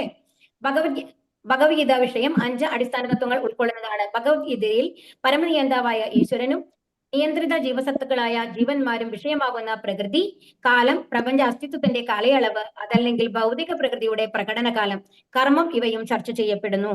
അപ്പൊ ഇവിടെ എന്തൊക്കെയാ പറയുന്നത്? 5 കാര്യങ്ങളാണ്. ആദ്യം ഈശ്വരൻ. നമ്മൾ ഈശ്വരനാണ് നമ്മളെല്ലാം സൃഷ്ടിച്ചിട്ടുള്ളത്, നമ്മളെല്ലാം ഈശ്വരന്റെ അംശങ്ങളാണ്. അതാണ് ജീവസത്തുക്കളായ ജീവന്മാരെന്ന് പറയുന്നത്. ഈ പ്രകൃതി എന്ന് പറയുന്നത് നമ്മുടെ ഭൗതിക പ്രകൃതി, നമ്മളെ ചുറ്റുമുള്ളത്. ഈ കാലം എന്ന് പറയുന്നതോ, നമ്മൾക്ക് എല്ലാവർക്കും ഒരു പ്രത്യേക സമയം തന്നിട്ടുണ്ട്, അതിന് മേലെ ഈ ലോകത്ത് ഇരിക്കാൻ പറ്റില്ല, നമുക്ക് മരണം വരും അല്ലെ? അതാണ് കാലം എന്നതുകൊണ്ട് ഉദ്ദേശിക്കുന്നത്. ഇനി അടുത്ത കർമ്മം, നമ്മളുടെ പ്രവൃത്തികൾ. അപ്പൊ നമ്മളുടെ പ്രവൃത്തികൾക്ക് അനുസരിച്ചാണ് നമ്മൾക്ക് ഓരോരുത്തർക്കും ശരീരം എന്നാണ് പറയുന്നത്. അപ്പൊ അതാണ് കർമ്മം എന്നതുകൊണ്ട് ഉദ്ദേശിക്കുന്നത്. ഇനി ഗീതാമാഹാത്മ്യം. അപ്പൊ ഗീതാമാഹാത്മ്യം എന്ന് പറഞ്ഞു കഴിഞ്ഞാല് ഇത് ശങ്കരാചാര്യരാണ് ഈ ഗീതാമാഹാത്മ്യം പറഞ്ഞിട്ടുള്ളത്. ഇപ്പൊ നമ്മൾ പറഞ്ഞു അല്ലേ, നമ്മൾ എന്തെങ്കിലും ഒരു റിവ്യൂ ഒക്കെ നോക്കിയിട്ടാണ് ഒരു സാധനം വാങ്ങുക, നല്ല റിവ്യൂ ആണോ എന്നുള്ളതൊക്കെ നോക്കിയിട്ട് നമ്മൾ വാങ്ങാറുണ്ട്. അതുപോലെ ഈ ഭഗവത്ഗീത, ഗീതാജ്ഞാനം എന്തുകൊണ്ട് വേണം എന്നുള്ളതിനുള്ള ഈ റിവ്യൂ, ഇത് എഴുതിയിട്ടുള്ളത് ആരാണ്? ഭാഷ്യം എഴുതിയിട്ടുള്ളത് ശങ്കരാചാര്യരാണ്. ആദ്യത്തെ ശ്ലോകം, ഗീതാശാസ്ത്രമിതം പുണ്യം യത് പഠേത് പ്രയതഃ പുമാൻ വിഷ്ണോ പദമവാപ്നോതി ഭയശോകാദി വർജിതഃ. എന്താ പറയുന്നത്? ഭഗവത്ഗീത ഒരു അതീന്ദ്രിയ സാഹിത്യമാണ്, അത് ശ്രദ്ധയോടുകൂടി വായിക്കണം. ഭഗവത്ഗീതയുടെ നിർദ്ദേശങ്ങൾ വേണ്ടവണ്ണം പിന്തുടരുന്നവർ ജീവിതത്തിലെ എല്ലാ ദുരിതങ്ങളിൽ നിന്നും ഉത്കണ്ഠകളിൽ നിന്നും മുക്തരാകും. നമ്മളൊക്കെല്ലാം മരണഭയം മോചനം വേണമെന്ന് പറഞ്ഞു അല്ലെ? ദേഷ്യത്തിൽ നിന്ന് മോചനം വേണമെന്ന് പറഞ്ഞു. ഇതിൽ നിന്നൊക്കെ മുക്തരാക്കും എന്നാണ് പറയുന്നത്.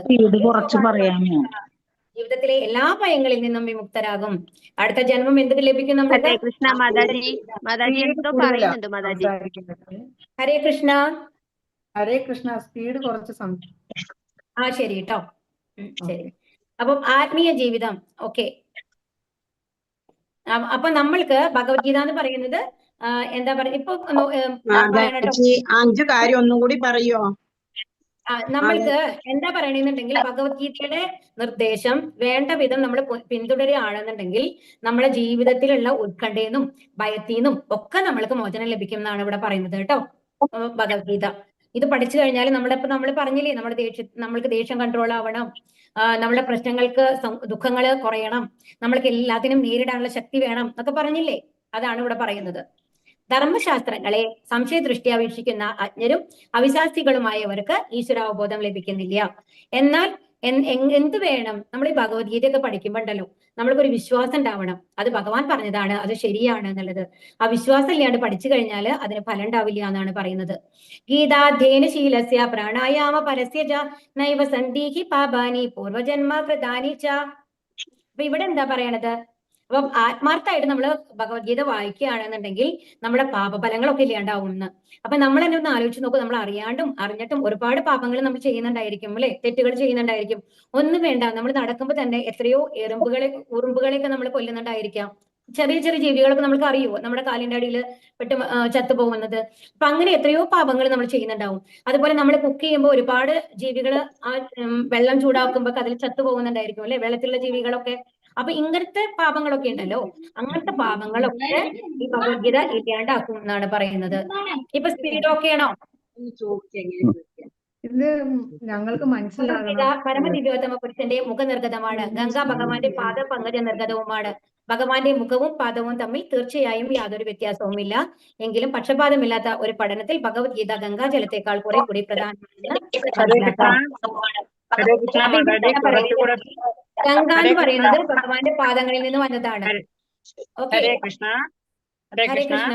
അതെ മാതാജി, കുറച്ചും കൂടെ അവർക്കൊന്ന് മനസ്സിലാകുന്ന രീതിയിൽ പറഞ്ഞ് സ്പീഡ് കുറച്ച് പറഞ്ഞു കൊടുക്കണം മാതാജി. ശരി, ഓക്കെ മാതാജി. അപ്പൊ ഗംഗ എന്ന് പറയുന്നത് ഭഗവാന്റെ പാദങ്ങളിൽ നിന്നാണ് ആര് വന്നിട്ടുള്ളത്? ഗംഗ വന്നിട്ടുള്ളത് അല്ലേ? ആണോ? അറിയോ? ഭഗവാന്റെ പാദങ്ങളിൽ നിന്നല്ലേ ഗംഗാ നദി വന്നിട്ടുള്ളത്? അതുപോലെ ഭഗവാന്റെ വായിൽ നിന്നാണ്, ഭഗവാൻ പറഞ്ഞതാണ് ഭഗവത്ഗീത അല്ലെ? അപ്പൊ ഭഗവാൻ പറഞ്ഞ കാര്യങ്ങള് ആ നദിയിലെ ഗംഗയെക്കാളിലും കുറച്ചും കൂടി പ്രാധാന്യമുള്ളതാണ് എന്നുള്ളതാണ് ഇവിടെ പറയുന്നത് കേട്ടോ. മലിനേ മോചനം പുംസാം ജലസ്നാനം ദിനേ ദിനേ സകൃദ്ഗീതാമൃത സ്നാനം സംസാര മലനാശനം. അപ്പൊ ഇവിടെ എന്താ പറയുന്നത്? ഹരേ കൃഷ്ണ. നിത്യവും ജലത്തിൽ സ്നാനം ചെയ്ത് ദേഹശുദ്ധി വരുത്താം. ഇവിടെ എന്താ പറയണെന്നുണ്ടെങ്കിൽ നമ്മൾ വെള്ളത്തിൽ കുളിച്ചു കഴിഞ്ഞു കഴിഞ്ഞാൽ, ഇപ്പൊ ഗംഗാ ജലത്തില് കുളിച്ചു കഴിഞ്ഞാൽ നമ്മുടെ പാപങ്ങളെല്ലാം തീരും എന്നല്ലേ പറയുന്നത്.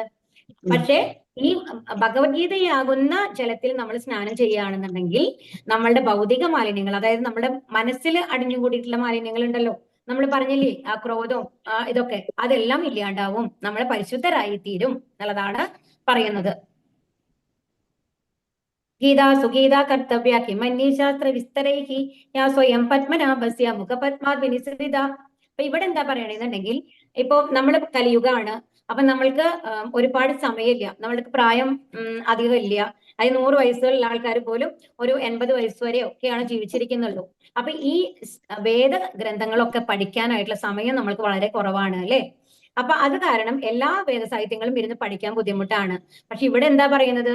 അതൊന്നും പഠിക്കേണ്ട ആവശ്യമില്ല. എന്താ കാരണം?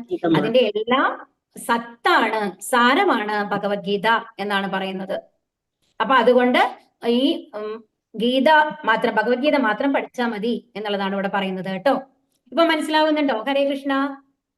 മനസ്സിലാവുന്നുണ്ട്. ഹരേ കൃഷ്ണ. ഭാരതാമൃത സർവസ്വം വിഷ്ണു ഭക്താദ്വിനിസൃതം ഗീതാ ഗംഗോദകം പീത്വാ പുനർജന്മാന വിദ്യതേ. അപ്പൊ ഇനി ഇവിടെ എന്താ പറയണെന്നുണ്ടെങ്കിൽ, ഗംഗാജലം നമ്മൾ കുടിച്ചു കഴിഞ്ഞാൽ നമുക്ക് മോക്ഷം കിട്ടുമെന്ന് പറയും അല്ലെ? ഗംഗാ നദിയിൽ പോയി കുളിച്ചു കഴിഞ്ഞാല് നമ്മൾക്ക് കിട്ടുമെന്ന് പറയാറില്ലേ? അപ്പൊ നമ്മൾ കാശിക്കൊക്കെ പോവാറുണ്ട് അല്ലെ? അപ്പൊ മഹാഭാരതത്തിന്റെ സാരാമൃതം അത്രേ ഭഗവത്ഗീത. അപ്പൊ ഈ ഭാരതം എന്ന് പറയുന്ന, മഹാഭാരതം എന്ന് പറഞ്ഞ വലിയ പുസ്തകത്തിന്റെ മൊത്തത്തിലുള്ള ആ സാരമാണ്, സത്താണ് ഭഗവത്ഗീത എന്ന് പറയുന്നത്. അത് തന്നെയുമല്ല, അത് ആരാണ് ഉപദേശിച്ചിട്ടുള്ളത്? ഭഗവാൻ സ്വയമാണ് ഉപദേശിച്ചിട്ടുള്ളത് അല്ലെ? അപ്പൊ അത് കാരണം കൊണ്ട് ഗീത വായിക്കണം, ഗീത പഠിക്കണം എന്നുള്ളതാണ് ഇവിടെ പറയുന്നത്. സർവോപനിഷദോ ഗാവോ ദോക്ത ഗോപാലനന്ദനഃ പാർത്ഥോ വത്സാസു ദീർഭോക്ത ദുക്തം ഗീതാമൃതം മഹത്. അപ്പൊ ഇവിടെ എന്താ പറയുന്നത്? അപ്പൊ ഇവിടെ ഗീതയെ ഉപനിഷത്ത് എന്നാണ് പറയുന്നത്. അപ്പൊ വേദങ്ങളുടെ അവസാനത്തെ ഭാഗമാണ് ഉപനിഷത്ത് എന്ന് പറയുന്നത്. അപ്പൊ ഈ ഉപനിഷത്തുകൾ എന്ന് പറയുന്നത് വേദങ്ങളുടെ സാരാണെന്നുണ്ടെങ്കിൽ, അതിന്റെ സത്താണെന്നുണ്ടെങ്കിൽ 108 ഉപനിഷത്തുകളാണ് ഉള്ളത് കേട്ടോ. ഈ 108 ഉപനിഷത്തുകളുടെയും ചേർന്നിട്ടുള്ള സാരാണ് എന്തെന്ന്, അതിന്റെ സത്താണ് ഭഗവത്ഗീത എന്ന് പറയുന്നത്. അതുകൊണ്ടാണ് ഗീത ഉപനിഷത്ത് എന്ന് പറയുന്നത്. അപ്പൊ ഈ ഗീത ആരാണ് കറന്നെടുത്തത്? ഈ വേദങ്ങളെ ഒരു പശുവായിട്ട് പറയുകയാണ്. അപ്പൊ ഭഗവാൻ കൃഷ്ണൻ ആ വേദങ്ങളെ കറക്കുകയാണ്. ഓക്കെ, ഉപനിഷത്തുകളെ കറന്നു കഴിഞ്ഞിട്ട് ആ പാലാണ് എന്തെന്ന്, ആ സത്താണ് ഭഗവത്ഗീത എന്ന് പറയുന്നത്. അപ്പൊ അതിലെ പശുക്കിടാവ് ആരാണ്? അർജുനനാണ്. അപ്പൊ പശുവിന് പാല് കറന്നു കഴിഞ്ഞാല് അത് ആ പശുക്കിടാവ് മാത്രമാണോ കുടിക്കുക? അല്ല, ആ വീട്ടുകാരും അടുത്തുള്ള ആൾക്കാരൊക്കെ ഉപയോഗിക്കും അല്ലെ, ആ അമൃതം എന്ന് പറയുന്നത്.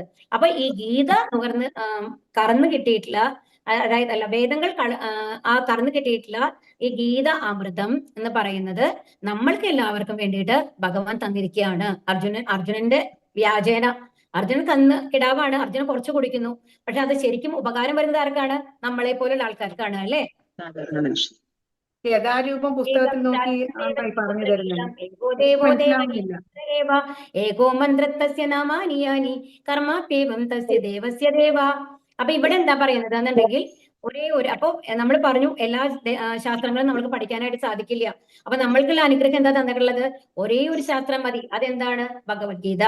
ആൻഡ് ഒരേ ഒരു ദേവനെ നമ്മൾ പൂജിച്ചാൽ മതി. ആരാണ്? ആ ഗീത രചിച്ചിട്ടുള്ള ഭഗവാൻ ശ്രീകൃഷ്ണൻ. ഇനി ഒരേ ഒരു മന്ത്രമായി നമ്മൾ ജപിക്കേണ്ട ആവശ്യമുള്ള, ഒരുപാട് നാമങ്ങളൊന്നും ജപിക്കേണ്ട ആവശ്യമില്ല നമ്മൾക്ക് പുണ്യം കിട്ടാനായിട്ട്, മോക്ഷം കിട്ടാനായിട്ട്. എന്ത് ചെയ്യണം?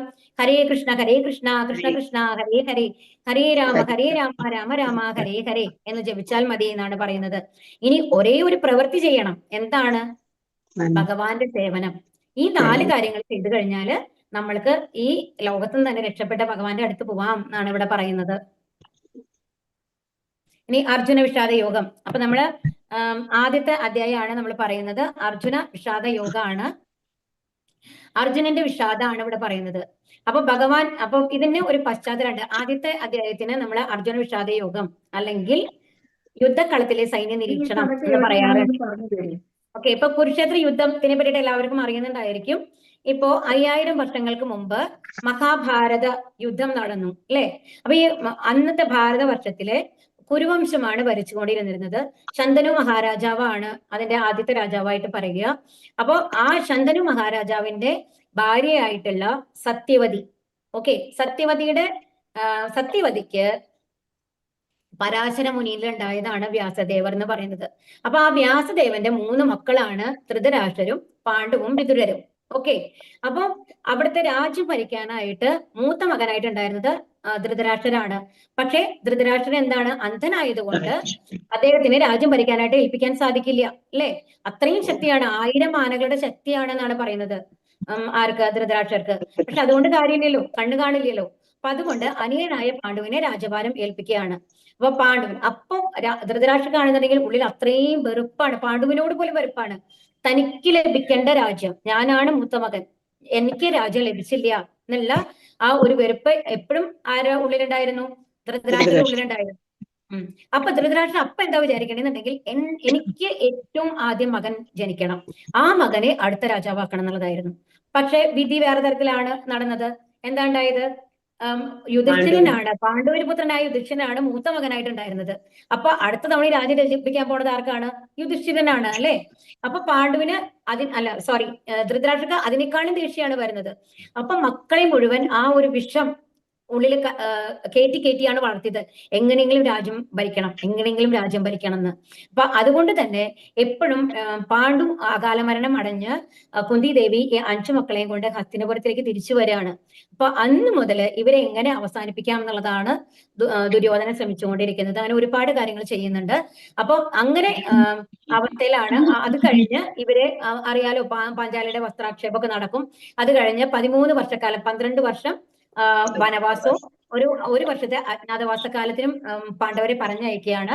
അതിനുശേഷം അവർ തിരിച്ചു വരികയാണ്. തിരിച്ചു വരുന്ന സമയത്ത് ആരാണ്, കൃഷ്ണൻ ദൂതിന് പോകുന്നുണ്ട് ദുര്യോധനന്റെ അടുത്ത്. 5 രാജ്യങ്ങളെങ്കിലും അവർക്ക് കൊടുക്കൂ, അല്ലെങ്കിൽ 5 ഗ്രാമങ്ങളെങ്കിലും കൊടുക്കൂ, 5 വീടുകളെങ്കിലും കൊടുക്കൂ. ഒന്നും കൊടുക്കാനായിട്ട്, ഒരു മുട്ടുസൂചിക്ക് പോലും സ്ഥലം തരാൻ സാധിക്കില്ല എന്നുള്ളതാണ് ആര് പറയുന്നത്, ദുര്യോധനൻ പറയുന്നത്. അപ്പൊ ആ ഒരു അവസ്ഥയിലാണ് ഈ യുദ്ധത്തിന്റെ കഴമൊരുങ്ങുന്നത്, കുരുക്ഷേത്ര യുദ്ധം നടക്കാൻ തുടങ്ങുന്നത്. അപ്പൊ ശരിക്കും ഭഗവാന്റെ പ്ലാൻ ആയിരിക്കാം, എങ്കിൽ കൂടി ഭഗവാൻ മാക്സിമം ശ്രമിക്കുന്നുണ്ട് ആ യുദ്ധം ഒഴിവാക്കാനായിട്ട്. പക്ഷെ ഇവരുടെ എന്താണ്, അന്ധത എന്ന് പറയില്ലേ, എന്താണ്, രാജ്യത്തിനോടുള്ള അമിതമായ ആർത്തി, അതുകൊണ്ടാണ് ഇത്തരം ഒരു യുദ്ധം വേണ്ടി വരുന്നത്. അപ്പൊ നമ്മുടെ ജീവിതത്തിൽ മനസ്സിലാക്കേണ്ട ഒരു കാര്യം എന്താണെന്നുണ്ടെങ്കിൽ, നമ്മുടെ ജീവിതത്തിലും പല സന്ദർഭങ്ങളും വരും. അപ്പൊ അതില് നമ്മളുടെ ആഗ്രഹങ്ങൾ കുറവാണെന്നുണ്ടെങ്കിൽ നമ്മൾ അനുഭവിക്കുന്ന ദുഃഖങ്ങൾ കുറവായിരിക്കും എന്നുള്ളത് നമ്മൾ മനസ്സിലാക്കണം. ആഗ്രഹങ്ങൾ കൂടുമ്പോഴാണ് അത് സാധിക്കാതെ വരുമ്പോഴുള്ള ദേഷ്യം വരുന്നത്. അപ്പോഴാണ് നമ്മുടെ ബുദ്ധി മരവിക്കുന്നത്. ബുദ്ധി മരവിക്കുമ്പോഴാണ് നമ്മൾ വേണ്ടാത്ത പ്രവൃത്തികൾ ചെയ്യുന്നത്. ഇനി ആദ്യത്തെ ശ്ലോകം. ധർമ്മക്ഷേത്രേ കുരുക്ഷേത്രേ സമവേതായോ ഉത്സവഃ മാമക പാണ്ഡവാശ്ചൈവ കിമകുർവത സഞ്ജയ. ധൃതരാഷ്ട്രൻ പറഞ്ഞു, ഹേ സഞ്ജയ, പുണ്യസ്ഥലമായ കുരുക്ഷേത്രത്തിൽ യുദ്ധോത്സുകരായി ഒന്നിച്ചുകൂടിയ എന്റെ മക്കളും പാണ്ഡുപുത്രരും എന്തു ചെയ്തു. അപ്പൊ ഇവിടെ എന്താ പറയുന്നത്, ധൃതരാഷ്ട്രൻ. അപ്പൊ ഇവിടെ എന്താ വെച്ചാൽ സഞ്ജയൻ എന്ന് പറയുന്നതാണ് ധൃതരാഷ്ട്രന്റെ മന്ത്രി ട്ടോ. അപ്പൊ ആ പുണ്യസ്ഥലമായിട്ടുള്ള കുരുക്ഷേത്രം, അപ്പൊ അവിടെ കുരുക്ഷേത്രത്തിലാണ് യുദ്ധം നടക്കുന്നത്. അപ്പൊ ആരാണ്, ധൃതരാഷ്ട്രൻ വന്നു കഴിഞ്ഞിട്ട് കൊട്ടാരത്തിലാണ് ഉള്ളത്. അദ്ദേഹത്തിന്റെ കൂടെ മന്ത്രിയായിട്ടുള്ള സഞ്ജയൻ ഉണ്ട്. സഞ്ജയൻ എന്ന് പറയുന്നത് വ്യാസദേവന്റെ ശിഷ്യനാണ്. അതുകൊണ്ട് തന്നെ അദ്ദേഹത്തിന് ദിവ്യ നേത്രങ്ങൾ കൊടുത്തിട്ടുണ്ട്. എന്തിന്, ഈ യുദ്ധത്തിൽ എന്താണ് നടക്കുന്നത് എന്നുള്ളത് കാണാനായിട്ട്. എന്നിട്ട് ആർക്ക് പറഞ്ഞു കൊടുക്കണം, അന്ധനായിട്ട് ധൃതരാഷ്ട്രർക്ക് പറഞ്ഞു കൊടുക്കാനായിട്ട്. അങ്ങനെ ഒരു അനുഗ്രഹം കിട്ടിയിട്ടുണ്ട്. അപ്പൊ സഞ്ജയനോട് ചോദിക്കുകയാണ് ധൃതരാഷ്ട്രർ, അവിടെ എന്താണ് നടന്നത്, എന്താണ് അവർ ചെയ്യുന്നത് എന്നുള്ളതാണ് ചോദിക്കുന്നത്. അപ്പൊ പുണ്യസ്ഥലം, അപ്പോ ഇത് ഇവിടെ 2-3 കാര്യങ്ങളുണ്ട്. ഒന്ന്, ധർമ്മക്ഷേത്രം എന്ന് പറയുന്നത് പുണ്യക്ഷേത്രമാണ്. അപ്പൊ ധർമ്മക്ഷേത്രം എന്ന് പറഞ്ഞു കഴിഞ്ഞാല് കാലാകാലങ്ങളായിട്ട് വേദവിധികൾ അനുസരിച്ചുള്ള യജ്ഞങ്ങളും യാഗങ്ങളും ഒക്കെ നടന്നിരുന്ന സ്ഥലമാണ് ഏത്, ഈ കുരുക്ഷേത്രം എന്ന് പറയുന്നത്. അപ്പൊ അവിടെ ധർമ്മം ജയിക്കാനാണ് ചാൻസ് കൂടുതൽ. ഇനി രണ്ടാമത്തെ കാര്യം എന്താണ്, ഇവിടെ മാമക പാണ്ഡവ എന്നാണ് പറയുന്നത് ധൃതരാഷ്ട്രര്. മാമക എന്ന് പറയുന്നത് എന്താണ്, എന്റെ സ്വന്തം അനിയന്റെ മക്കളാണ്. എന്റെ മക്കളും പാണ്ഡുപുത്രൻ എന്ന് പറയുമ്പോൾ വേറെ ഏതോ വീട്ടുകാരുമായിട്ടുള്ള വഴക്കുമാരിയാണ് ധൃതരാഷ്ട്രർ കാണുന്നത് അല്ലെ. അപ്പൊ അത്രയും അവരെ വേർതിരിച്ചിട്ടുണ്ട് കുടുംബത്തിൽ നിന്ന് മനസ്സിലാക്കണം. അത്രയും അന്ധതയാണ്. അപ്പൊ ഇതിൽ നിന്ന് നമ്മൾ എന്താണ് മനസ്സിലാക്കുന്നത്, ധൃതരാഷ്ട്രര് ബാഹ്യമായിട്ട് മാത്രമല്ല ആന്തരികമായിട്ടും മനസ്സുകൊണ്ടും അന്ധനായിരുന്നു എന്നുള്ളതാണ്. എന്തിനാല്, പുത്രപാശത്താല്, രാജ്യത്തിനോടുള്ള ആർത്തിയാല്, ഇതിലൊക്കെ എന്നുള്ളതാണ് ഇവിടെ മനസ്സിലാക്കേണ്ടത്. ഇനി പശ്ചേത പാണ്ഡുപുത്രാനാം ആചാര്യ മഹതീം ചമും യൂഢാം ദ്രുപദപുത്രേണ തവ ശിഷ്യേണ ധീമത. അല്ലയോ ആചാര്യ, അങ്ങയുടെ ശിഷ്യനും ബുദ്ധിശാലിയുമായ ദ്രുപദപുത്രൻ ഒരുക്കി നിർത്തിയിട്ടുള്ള ഈ മഹത്തായ പാണ്ഡവ സൈന്യത്തെ ഒന്ന് നോക്കൂ. അപ്പൊ ഇവിടെ ദുര്യോധനൻ എന്താ ചെയ്യുന്നത്, രണ്ട് സൈന്യങ്ങളും അപ്പുറത്തും നിൽക്കുകയാണ് കേട്ടോ. അപ്പോ ദുര്യോധനൻ വന്നു കഴിഞ്ഞാൽ ദ്രോണാചാര്യരെ വിളിച്ചിട്ട് പറയണം. അപ്പൊ ആചാര്യനാവുമ്പോ എങ്ങനെയുണ്ടായിരിക്കും, ആ ഒരു വിനയം ഉണ്ടാവും അല്ലെ, അല്ലയോ ആചാര്യ എന്നുള്ള രീതിയിലാണ് നമ്മൾ സംസാരിക്കണേ. പക്ഷെ ദുര്യോധനന്റെ സംഭാഷണം അങ്ങനെയല്ല. എങ്ങനെയാണ്, ഒരു നയതന്ത്രജ്ഞൻ, സൈന്യാധിപൻ എന്നുള്ള അധികാരത്തിലാണ് പറയുന്നത്. അപ്പൊ എന്താ പറയുന്നത് നോക്കൂ, ദ്രുപദപുത്രൻ. അപ്പൊ ശരിക്കും പറഞ്ഞു കഴിഞ്ഞാല് ദുര്യോധനന് പറയാം എന്തെന്ന്, അവിടെ ഓപ്പോസിറ്റ് നോക്കൂ, അവർ എത്ര നന്നായിട്ടാണ് വ്യൂഹം രചിച്ചിട്ടുള്ളത്, നമ്മൾ കുറച്ച് കെയർഫുൾ ആയിരിക്കണം എന്ന് പറയാം അല്ലെ. അത് ഓക്കെയാണ് ഒരു സൈന്യാധിപൻ എന്നുള്ള നിലയ്ക്ക്. പക്ഷെ അങ്ങനെയല്ല പറയുന്നത്. ഇപ്പൊ ഇവിടെ എന്താ പറയുന്നത്, ദ്രുപദപുത്രൻ ഒരുക്കിയിട്ടുള്ള ആ സൈന്യം നോക്കൂ. അതായത് ദ്രുപദപുത്രൻ ആരാണ്, ദൃഷ്ടദ്യുമ്നനാണ്, അത് ദ്രൗപദിയുടെ സഹോദരനായിട്ടുള്ള. അപ്പൊ എന്താണ് ദ്രുപദനും ദ്രോണരുമായിട്ടുള്ള ബന്ധം, ദ്രുപദനും ദ്രോണരും തമ്മിൽ സഹപാഠികളായിരുന്നു അതിൽ അവർ പഠിച്ചുകൊണ്ടിരിക്കുമ്പോ ഗുരുകുലത്തില്. പക്ഷെ ആ സമയത്ത് ദ്രുപദൻ പറയുന്നുണ്ട് ആരോട്, ദ്രോണരോട്, നീ വലുതായി എനിക്ക് രാജ്യം കിട്ടുമ്പോൾ നിനക്ക് എന്ത് സഹായം വേണമെങ്കിൽ ചെയ്യാന്ന്. അപ്പൊ ദ്രോണര് വന്നു കഴിഞ്ഞിട്ട് ദ്രുപദനോട് ചോദിക്കുകയാണ്, വലുതാവുമ്പോ എനിക്ക് എന്തെങ്കിലും സഹായം ചെയ്യൂ എന്ന് പറയുമ്പോ ആട്ടി ഓടിക്കുകയാണ് ചെയ്യുന്നത് ദ്രുപദൻ. അപ്പൊ വിഷമാവും ദ്രോണര്. അപ്പൊ അത് കഴിഞ്ഞ് ദ്രോണര് വന്നു കഴിഞ്ഞിട്ട് പാണ്ഡവന്മാരെയും കൗരവന്മാരുടെയും ഗുരുവായിട്ട് മാറൂലോ. ആ സമയത്ത് അർജുനൻ ദ്രുപദനോട് യുദ്ധം ചെയ്ത് രാജ്യം പിടിച്ചു കൊടുക്കുകയാണ്. ആർക്ക്, ദ്രോണർക്ക്. അത് ഒരു കറയാണ്, ഉള്ളിലൊരു കറ വന്നിട്ട് അദ്ദേഹം ദ്രുപദൻ യാഗം ചെയ്തിട്ട് ദ്രോണനെ കൊല്ലാനായിട്ടുള്ള ഒരു മകനെ ഉണ്ടാക്കുകയാണ്. അതാണ് ദൃഷ്ടദ്യുമ്നൻ. അപ്പൊ ഈ ദൃഷ്ടദ്യുമ്നനാണ് യുദ്ധത്തിൽ ഓപ്പോസിറ്റ് നിൽക്കുന്നത്. അപ്പൊ എന്ത് ചെയ്യുന്നു, ഈ ദൃഷ്ടദ്യുമ്നനെ എന്നിട്ട് പഠിക്കാനായിട്ട് ദ്രോണരുടെ അടുത്ത് തന്നെയാണ് പറഞ്ഞിരിക്കുന്നത്. പക്ഷെ അദ്ദേഹം ആചാര്യനാണ് അല്ലെ, ആചാര്യന്റെ മര്യാദയ്ക്ക് അനുസരിച്ച് നല്ല രീതിയിൽ തന്നെ പഠിപ്പിച്ചു വിടുകയാണ് ചെയ്യുന്നത്. ഇത്രയും അറിയാം, ആ ദൃഷ്ടദ്യുമ്നനാണ് തന്നെ കൊല്ലാൻ പോണതെന്ന് ദ്രോണർക്ക് അറിയാം, എന്നിട്ട് പോലും. അപ്പൊ ആ ഒരു രീതിയിലാണ് ഇവിടെ എന്ത് പറയുന്നത്, ദുര്യോധനൻ പറയുന്നത് കെയർഫുൾ ആയിരിക്കണം, നിങ്ങൾ അന്ന് ചെയ്ത തെറ്റിന്റെ ഫലമാണ് ഇപ്പൊ നിങ്ങൾ അനുഭവിക്കുന്നത്, കണ്ടില്ലേ. അതുപോലെ തന്നെ നിങ്ങൾക്ക് പാണ്ഡവരോട് കുറച്ചും കൂടി സ്നേഹം കൂടുതൽ ഉണ്ടാവാം, അതൊന്നും ഇവിടെ എടുക്കരുത്. അങ്ങനെയാണെങ്കിൽ നമ്മുടെ സൈന്യം പരാജയപ്പെടും. ആ ഒരു എന്താണ് സോഫ്റ്റ് കോർണർ സെന്റിമെന്റ്സ് ഒന്നും പാടില്ല എന്നുള്ളതൊരു വാർണിംഗ് മാതിരി പറയാണ് ആര്, ദുര്യോധനൻ. പാഞ്ചജന്യം ഹൃഷികേശോ ദേവദത്തം ധനഞ്ജയക പൗണ്ഡ്രം ദത്മൗ മഹാശങ്കം ഭീമകർമ്മ മൃഗോദരക. അപ്പൊ കൃഷ്ണ ഭഗവാൻ പാഞ്ചജന്യം എന്ന ശംഖമൂതി, അർജുനൻ ദേവദത്തവും ദുഷ്കര കർമ്മങ്ങളിൽ മുൻനിൽക്കുന്നവനും ഭോജനപ്രിയനുമായ ഭീമൻ പൗണ്ഡ്രം എന്ന ശംഖവും മുഴക്കി. അപ്പൊ ഇവിടെ എന്താ പറയുന്നത്, കൃഷ്ണ ഭഗവാൻ പാഞ്ചജന്യമാണ്, അദ്ദേഹത്തിന്റെ ഇത് അർജുനന്റെ ദേവദത്താണ്. അപ്പൊ ഈ ശംഖുകൾ മുഴക്കേണ്ട കാര്യമാണ് പറയുന്നത്. അപ്പോൾ എപ്പോഴും ഒരു യുദ്ധം തുടങ്ങുമ്പോൾ ശംഖ് മുഴക്കിക്കൊണ്ടാണ് തുടങ്ങുക. അപ്പൊ ഭീഷ്മര സൈഡിൽ നിന്ന് ആദ്യം മുഴക്കി കഴിഞ്ഞിട്ടുണ്ടാവും, രണ്ടാമതാണ് ഇവർ ചെയ്യുന്നത് കേട്ടോ, പാണ്ഡവരുടെ സൈഡിൽ ചെയ്യുന്നത്. അപ്പൊ എല്ലാ ശ്ലോകങ്ങളും നമുക്ക് എടുക്കാൻ പറ്റാത്ത കാരണം കൊണ്ടാണ്. അനന്ത വിജയം രാജ കുന്തിപുത്രോ യുധിഷ്ഠിരക നകുല സഹദേവശ്ച സുഘോഷമണി പുഷ്പകൗ കാശശ്ച പരമേശ്വാസക ശിഖണ്ഡീശ്ച മഹാരഥക ദൃഷ്ടദ്യുമ്നോ വിരാടശ്ച സാത്വികീശ്ച പരാജിതക ത്രിപദോ ദ്രൗപദേയാശ്ച സർവശ പൃഥിവീപദേ സൗഭദ്രശ്ച മഹാബാഹും. അപ്പൊ ഇവിടെ ഓരോരുത്തരുടെ ഇതാണ് കേട്ടോ, എന്താണ് ആ ശംഖിന്റെ പേരുകളാണ് കൊടുത്തിട്ടുള്ളത്. യുധിഷ്ഠിരന്റെ ആനന്ദവിജയാണ്, നകുലന്റെയും സഹദേവന്റെയും സുഘോഷമണി പുഷ്പകം, മണിപുഷ്പകം എന്നുള്ളതാണ് കേട്ടോ അതിന്റെ സഹദേവന്റെ. അപ്പൊ കുന്തിപുത്രനായ യുധിഷ്ഠിരൻ ആനന്ദവിജയം എന്ന ശംഖൂതി, നകുല സഹദേവന്മാർ സുഘോഷമണി പുഷ്പകങ്ങളും, വില്ലാളി വീരനായ കാശിരാജാവും മഹാരഥനായ ശിഖണ്ഡിയും, ദൃഷ്ടദ്യുമ്നൻ വിരാടൻ തോൽവി പിഴയാത്ത സാത്വികി, ദ്രുപദൻ ദ്രൗപദീപുത്രന്മാർ മഹാബാഹുവായ സുഭദ്രാപുത്രൻ എന്നിവരും ശംഖനാഥം മുഴക്കി എന്നാണ് ഇവിടെ പറയുന്നത്.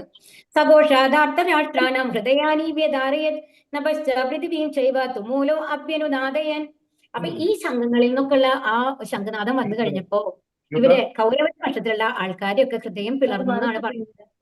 എന്ന് വെച്ചാൽ അയ്യോ എന്തോ ആപത്ത് സംഭവിക്കാൻ പോവുകയാണ് എന്നുള്ള മാതിരി ഒരു പേടി അവരുടെ ഉള്ളിൽ വന്നു എന്നുള്ളതാണ്. എന്താ കാരണം, അവര് അറിയാം അവർ സത്യത്തിന്റെ പക്ഷത്തിലല്ല ഉള്ളത്. നമ്മൾ തെറ്റ് ചെയ്ത് കഴിഞ്ഞിട്ട് പെട്ടെന്നൊരു ഇത് കേൾക്കുമ്പോൾ നമുക്കൊരു പേടി ഉള്ളിൽ വരും അല്ലെ. പക്ഷേ ഇത് ഭീഷ്മരൊക്കെ ശംഖു ഓൾറെഡി മുഴക്കി കഴിഞ്ഞതാണ്. പാണ്ഡവരുടെ ഉള്ളിൽ ആ പേടി വന്നിട്ടില്ല. എന്താ കാരണം? പരമദിവ്യോധ ഭഗവാൻ തന്നെയായിട്ടുള്ള കൃഷ്ണനാണ് അവരുടെ സംരക്ഷണത്തിലുള്ളത്. അപ്പൊ അവരുടെ ഉള്ളിൽ പേടി വന്നിട്ടില്ല. ഇനി അർജുന ഉവാച സേനയോരുഭയോർ മധ്യേ രഥം സ്ഥാപയമേച്യുത യാവദേതാൻ നിരീക്ഷേകം യോധുകാമാനവസ്ഥിതാൻ കൈർമയാ സഹയോധവ്യമസ്മിൻ രണസമുദ്യമേ. ഹേ അച്യുത, അച്യുത എന്ന് പറഞ്ഞാല് ചുതി പറ്റാത്തവൻ, തെറ്റ് പറ്റാത്തവൻ എന്നാണ്. ഇരു സൈന്യങ്ങൾക്കും മധ്യത്തിലായി എന്റെ തേർ കൊണ്ടുവന്ന് നിർത്തുക. ആരൊക്കെയാണ് യുദ്ധകാംക്ഷികളായി ഇവിടെ വന്നിട്ടുള്ളതെന്ന് ഞാനൊന്ന് കാണട്ടെ എന്ന് പറയാണ്.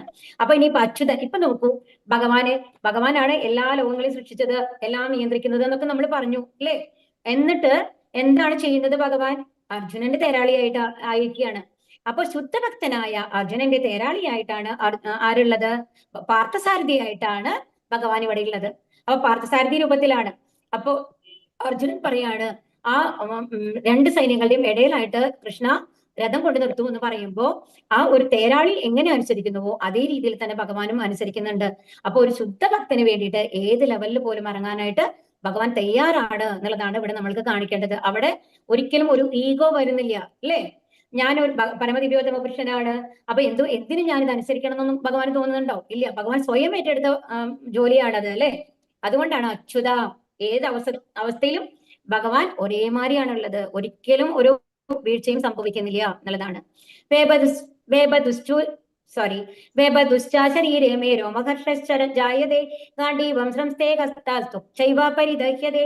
എന്റെ ശരീരം വിറയ്ക്കുകയും രോമാഞ്ചമുണ്ടാവുകയും ചെയ്യുന്നു. എന്റെ വില്ല് ഗാണ്ഡീവം കയ്യിൽ നിന്ന് വഴുതുന്നു, തൊലി ചുട്ടുനീറുന്നു. അപ്പൊ ഇവിടെ ഇത് കണ്ടതോട് കൂടിയിട്ട് അർജുനന്റെ അവസ്ഥ എന്താണ്? മുമ്പിൽ നിൽക്കുന്നത് ഗുരുതുല്യരായിട്ടുള്ള ആൾക്കാരാണ്, ഭീഷ്മാചാര്യരാണ്, ദ്രോണാചാര്യരാണ്, മാതുല തുല്യരാണ്, അച്ഛന്റെ സ്ഥാനത്തുള്ള ആൾക്കാരാണ്, സഹോദരന്മാരാണ് അല്ലെ. അപ്പൊ അങ്ങനെയുള്ള ആൾക്കാരാണ് മുഴുവൻ നിൽക്കുന്നത്. അപ്പൊ ഇവരെ എങ്ങനെ ഞാൻ കൊല്ലും എന്നുള്ളത് വരെയാണ്. ഇപ്പൊ ഒന്ന് ആലോചിച്ച് നോക്കൂ. ഇപ്പൊ ഒരു ഡോക്ടറാണ് നിൽച്ചോളൂ, അവര് നല്ല ഒരു എക്സ്പെർട്ട് ആയിട്ടുള്ള ഒരു സർജൻ ആണെങ്കിൽ കൂടി അവരുടെ മകന്റെയോ മകളുടെയോ ഒക്കെ ഒരു സർജറി എന്ന് വരുമ്പോ വേറെ ആരെങ്കിലും ഏൽപ്പിക്കും. എന്താ കാരണം? കൈ വിറച്ചു പോകാൻ ചാൻസ് ഉണ്ട്. അയ്യോ എന്താ സംഭവിക്കാന്നുള്ളൊരു ഭയം വരും അല്ലെ. ആ ഒരു അറ്റാച്ച്മെന്റ് എന്നുള്ളത്. അപ്പൊ ഇവിടെ അർജുനന്റെ ഇത് കാണിക്കുന്നത് അർജുനന്റെ ദൗർബല്യമല്ല, ശരിക്കും എല്ലാവരോടുമുള്ള സ്നേഹമാണ്. ആ ഒരു ശുദ്ധഭക്തനാണ് അർജുനൻ. അപ്പൊ ഇവരൊക്കെ ഞാൻ എങ്ങനെയാണ് കൊല്ലുക? എന്റെ ബന്ധുക്കളല്ലേ. നമ്മൾ സ്വാർത്ഥ താല്പര്യങ്ങൾക്ക് വേണ്ടി നിങ്ങൾ ചെയ്യാൻ പാടില്ലല്ലോ എന്നുള്ളത് തോന്നുകയാണ് അർജുനന്. നച്ചാ ശക്നോമ്യവസ്ഥാതും ഭ്രമദീവാച മേമനക നിമിത്താനി ച പശ്യാമി വിപരീതാനി കേശവ. എനിക്ക് ഇപ്പോൾ ഉറച്ചു നിൽക്കാൻ കൂടി സാധിക്കുന്നില്ല. ഞാൻ എന്നെ തന്നെ മറന്നു പോകുന്നു, മനസ്സ് ചുറ്റിക്കറങ്ങുന്നു. അല്ലയോ കൃഷ്ണ കേശവ, ദൗർഭാഗ്യ ലക്ഷണങ്ങളാണ് ഞാൻ എമ്പാടും കാണുന്നത്. അപ്പൊ പറയാണ്, എന്താണ് എല്ലാം തെറ്റായ ഒരു രീതിയിൽ നടക്കുന്ന മാതിരിയാണ് എനിക്ക് കാണുന്നത്. എന്നെ കൊണ്ട് സാധിക്കില്ല, എനിക്ക് നിൽക്കാൻ പോലും സാധിക്കുന്നില്ല എന്ന് പറയുകയാണ് അർജുനൻ ഇവിടെ. അർജുനന്റെ വിഷാദത്തിനുള്ള കാരണങ്ങളാണ് ഇവിടെ പറയുന്നത് കേട്ടോ. ഇത് ഇമ്പോർട്ടന്റ് ആണ്. മൃദുല ഹൃദയത്വം, ഭൗതിക സുഖാനുഭവങ്ങൾ, പാപം, കുടുംബ പാരമ്പര്യം, തീരുമാനം എടുക്കാനാവാത്ത അവസ്ഥ. അപ്പൊ ഇനി ഇതിലെ ഓരോ കാരണങ്ങളാണ് പറയാം. മൃദുല ഹൃദയത്വം എന്ന് പറയുന്നത് എന്താണെന്നുള്ളതാണ് ഇവിടെ പറയുന്നത്. അർജുന ഉവാച ദൃഷ്ടേമം സ്വജനം കൃഷ്ണ യുയുത്സും സമുപസ്ഥിതം സീതന്തി മമ ഗാത്രാണി മുഖം ച പരിശുഷ്യതി. അർജുനൻ പറഞ്ഞു, യുദ്ധത്തിന് ഒരുങ്ങി വന്നിട്ടുള്ള ഈ ബന്ധുമിത്രാദികളെ കണ്ടിട്ട് എന്റെ അവയവങ്ങൾ തളരുന്നു, മുഖം വരളുന്നു എന്ന് പറയുകയാണ്. അപ്പൊ അർജുനൻ എന്താ പറയുന്നത്? ഇതെല്ലാം എന്റെ ബന്ധുമിത്രാദികളാണ്. അവരെ കാണുമ്പോ എന്റെ അവയവങ്ങളൊക്കെ തളരുകയാണ്. എനിക്ക് ഒരിക്കലും പറ്റില്ല കൃഷ്ണ അവരോട് യുദ്ധം ചെയ്യാനായിട്ട്. ഇതാണ് മൃദുല ഹൃദയത്വം. നമ്മുടെ മിത്രാദികളാണ്, ഏറ്റവും വേണ്ടപ്പെട്ടവരാണ്. അവരെ കൊല്ലാനായിട്ട് എനിക്ക് സാധിക്കില്ല എന്ന് തോന്നുന്ന ഒരവസ്ഥയിലാണ് അർജുനനുള്ളത്. ഇനി അടുത്ത ഭൗതിക സുഖാനുഭവങ്ങളാണ്. നച്ച ശ്രേയോ അനുപശ്യാമി ഹത്വാ സ്വജനമാകവേ ന കാംക്ഷേ വിജയം കൃഷ്ണ നച്ച രാജ്യം സുഖാനിച്ച. ബന്ധുക്കളെ യുദ്ധത്തിൽ കൊല്ലുന്നത് കൊണ്ട് എങ്ങനെ എന്ത് ഗുണമുണ്ടാവുന്നു എന്ന് എനിക്ക് മനസ്സിലാവുന്നില്ല. കൃഷ്ണ, എനിക്ക് വിജയം ആവശ്യമില്ല, രാജ്യമാവട്ടെ സുഖമാവട്ടെ എനിക്ക് വേണ്ട. അപ്പൊ എന്താ പറയുന്നത്? ഞങ്ങൾക്ക് രാജ്യത്തിന് വേണ്ടിയിട്ടല്ലേ ഈ യുദ്ധം ചെയ്യണത്, എനിക്ക് രാജ്യവും വേണ്ട, ഒന്നും വേണ്ട. ഇവരെയൊക്കെ കൊന്നിട്ട് രാജ്യം കിട്ടിയിട്ട് എന്താ കാര്യം? ഒരു വീട്ടില് നമ്മള് എല്ലാവരും മരിച്ചു കഴിഞ്ഞ് കഴിഞ്ഞിട്ട് നമ്മൾ തന്നെ ഒരു വീട് വെച്ചിരുന്ന് കഴിഞ്ഞിട്ട് വല്ല കാര്യമുണ്ടോ? അപ്പൊ അർജുനൻ പറയാണ്, എനിക്ക് അങ്ങനത്തെ ഒരു സുഖമേ ആവശ്യമില്ല എന്ന് പറയാണ്. ഭൗതിക സുഖാനുഭവങ്ങളൊന്നും എനിക്ക് വേണ്ട, എനിക്ക് അനുഭവിക്കാനായിട്ട് സാധിക്കില്ല എന്ന് പറയാണ്. ഇനി അടുത്തത് പാപമേവശ്രയേ തസ്മാൻ കത്വൈതാനാതദായിനഃ തസ്മാനാർഹാവയം ഖന്തും ധാർത്തരാഷ്ട്രാൻ സബാന്ധവാൻ. അക്രമികളായ ഇവരെ കൊന്നാൽ ഞങ്ങൾക്ക് പാപമായിരിക്കും നേട്ടം. ധൃതരാഷ്ട്രപുത്രന്മാരെയും സുഹൃത്തുക്കളെയും ഹിംസിക്കുക എന്നത് നമ്മൾക്ക് ഉചിതമല്ല. അല്ലയോ മാധവ, സ്വന്തം ബന്ധുക്കളെ കൊന്നിട്ട് എന്ത് നേടാനാണ്? ഞങ്ങൾക്ക് എങ്ങനെ സുഖിക്കാൻ കഴിയും? അപ്പൊ ഇവിടെ എന്താ പറയുന്നത്? അപ്പൊ അക്രമികളാണ് അവര്. കാരണം എന്താ വെച്ചാൽ ഒരുപാട് തവണ ഇവരെ കൊല്ലാൻ ശ്രമിച്ചിട്ടുണ്ട് അല്ലെ? അപ്പൊ അക്രമികളെ കൊന്നാൽ പാപമില്ല എന്നാണ് പറയുന്നത് ശാസ്ത്രങ്ങളില്. പക്ഷെ എന്നാൽ പോലും അവരെ കൊല്ലാനായിട്ട് എനിക്ക് സാധ്യമല്ല. നമ്മുടെ ബന്ധുമിത്രങ്ങളാണ്, അവര് തെറ്റ് ചെയ്തു, കറക്റ്റ് ആണ്. പക്ഷെ നമ്മളും അവരെ പോലെ ആവണോ എന്ന് ചോദിക്കുകയാണ് അർജുനൻ ഇവിടെ. ആ പാപം ഞങ്ങൾക്ക് വേണ്ട എന്ന് പറയുകയാണ്. അപ്പൊ വൈദിക പ്രമാണങ്ങൾക്ക് അനുസരിച്ച് അക്രമികൾ 6 കൂട്ടരാണ്. ഇത് നിങ്ങളുടെ ക്വസ്റ്റ്യൻസിലുള്ളതാണ് കേട്ടോ, ശ്രദ്ധിച്ചോളൂ. ആരൊക്കെയാണ്? വിഷം കൊടുക്കുന്നവൻ. അപ്പൊ എന്താണ്? ഭീമന് ആദ്യം തന്നെ വിഷം കൊടുത്തിട്ടുണ്ട് അല്ലെ? അത് ആര്? ദുര്യോധനൻ വിഷം കൊടുത്ത് കൊല്ലാനായിട്ട് ശ്രമിച്ചിട്ടുണ്ട്.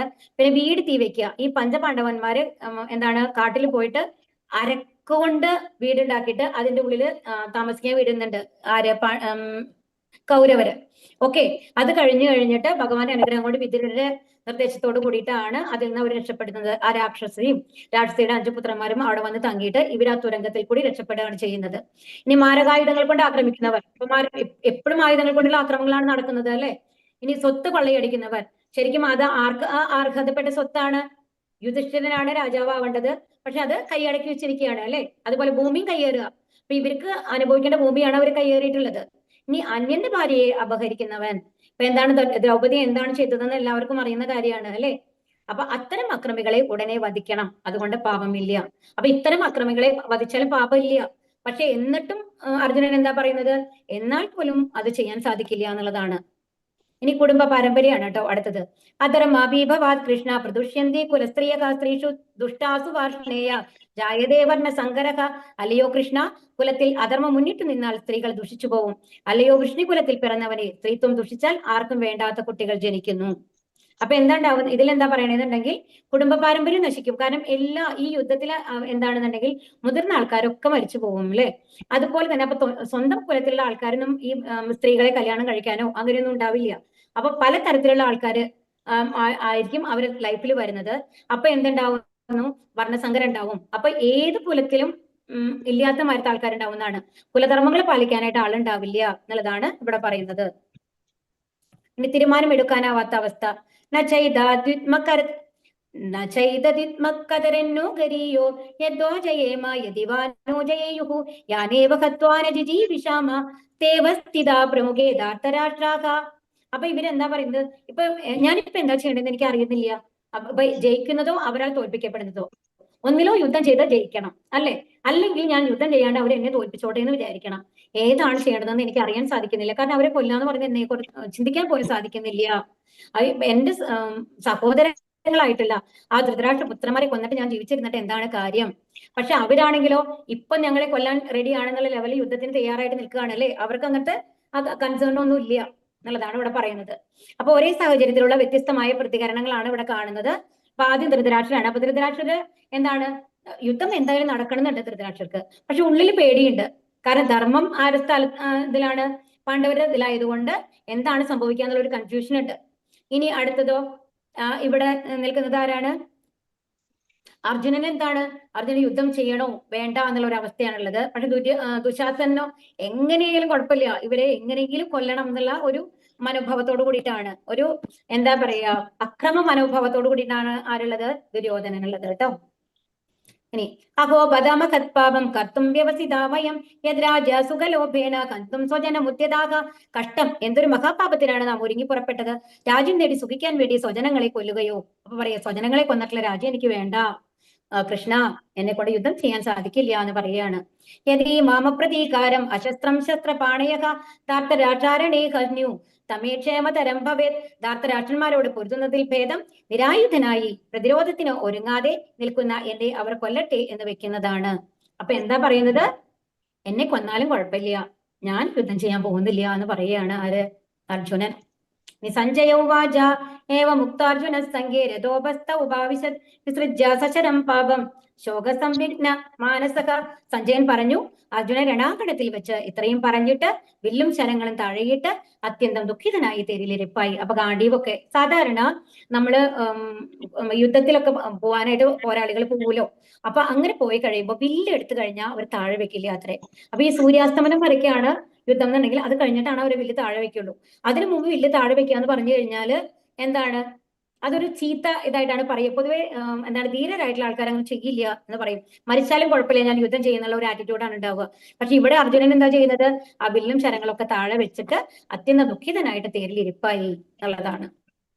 അപ്പൊ ഇവിടെ പാണ്ഡവരുടെ ജയിക്കാനുള്ള കുറച്ച് ലക്ഷണങ്ങൾ ഇവിടെ പറയുന്നുണ്ട്. നമ്മൾ ആദ്യം തന്നെ പറഞ്ഞു അല്ലെ, ധർമ്മക്ഷേത്രമാണ് എന്ന്. ധർമ്മക്ഷേത്രം ആയതുകൊണ്ട് എന്താണ്, അവിടെ ധർമ്മം മാത്രമാണ് വിജയിക്കുള്ളൂ. അപ്പൊ എല്ലാവർക്കും അറിയാം ധർമ്മം ആരുടെ പക്ഷത്താണുള്ളത്? പാണ്ഡവരുടെ പക്ഷത്താണുള്ളത് അല്ലെ. അവർക്ക് അവകാശപ്പെട്ട രാജ്യമാണ്. അപ്പൊ അതുകൊണ്ട് പാണ്ഡവര് ജയിക്കാനുള്ള സാധ്യതയുണ്ട്. ഇനി ദിവ്യമായിട്ടുള്ള രഥം ഈ രഥം അർജുനൻ സഞ്ചരിക്കുന്ന രഥം എന്ന് പറയുന്നത് അഗ്നിദേവൻ സമ്മാനമായിട്ട് കൊടുത്തിട്ടുള്ളതാണ്. ആ രഥത്തിന്റെ പ്രത്യേകത എന്താണെന്നുണ്ടെങ്കിൽ 3 ലോകങ്ങളും ജയിക്കാൻ സാധിക്കും എന്നുള്ളതാണ്. ഇനിയിപ്പോ ഈ പിക്ചറിൽ നിങ്ങൾക്ക് കാണാൻ സാധിക്കുന്നുണ്ട് അല്ലെ, അതിന്റെ കൊടിയിൽ ആരുടെ പിക്ചറാണുള്ളത്? ഹരേ കൃഷ്ണ, ഹനുമാന്റെ അല്ലെ.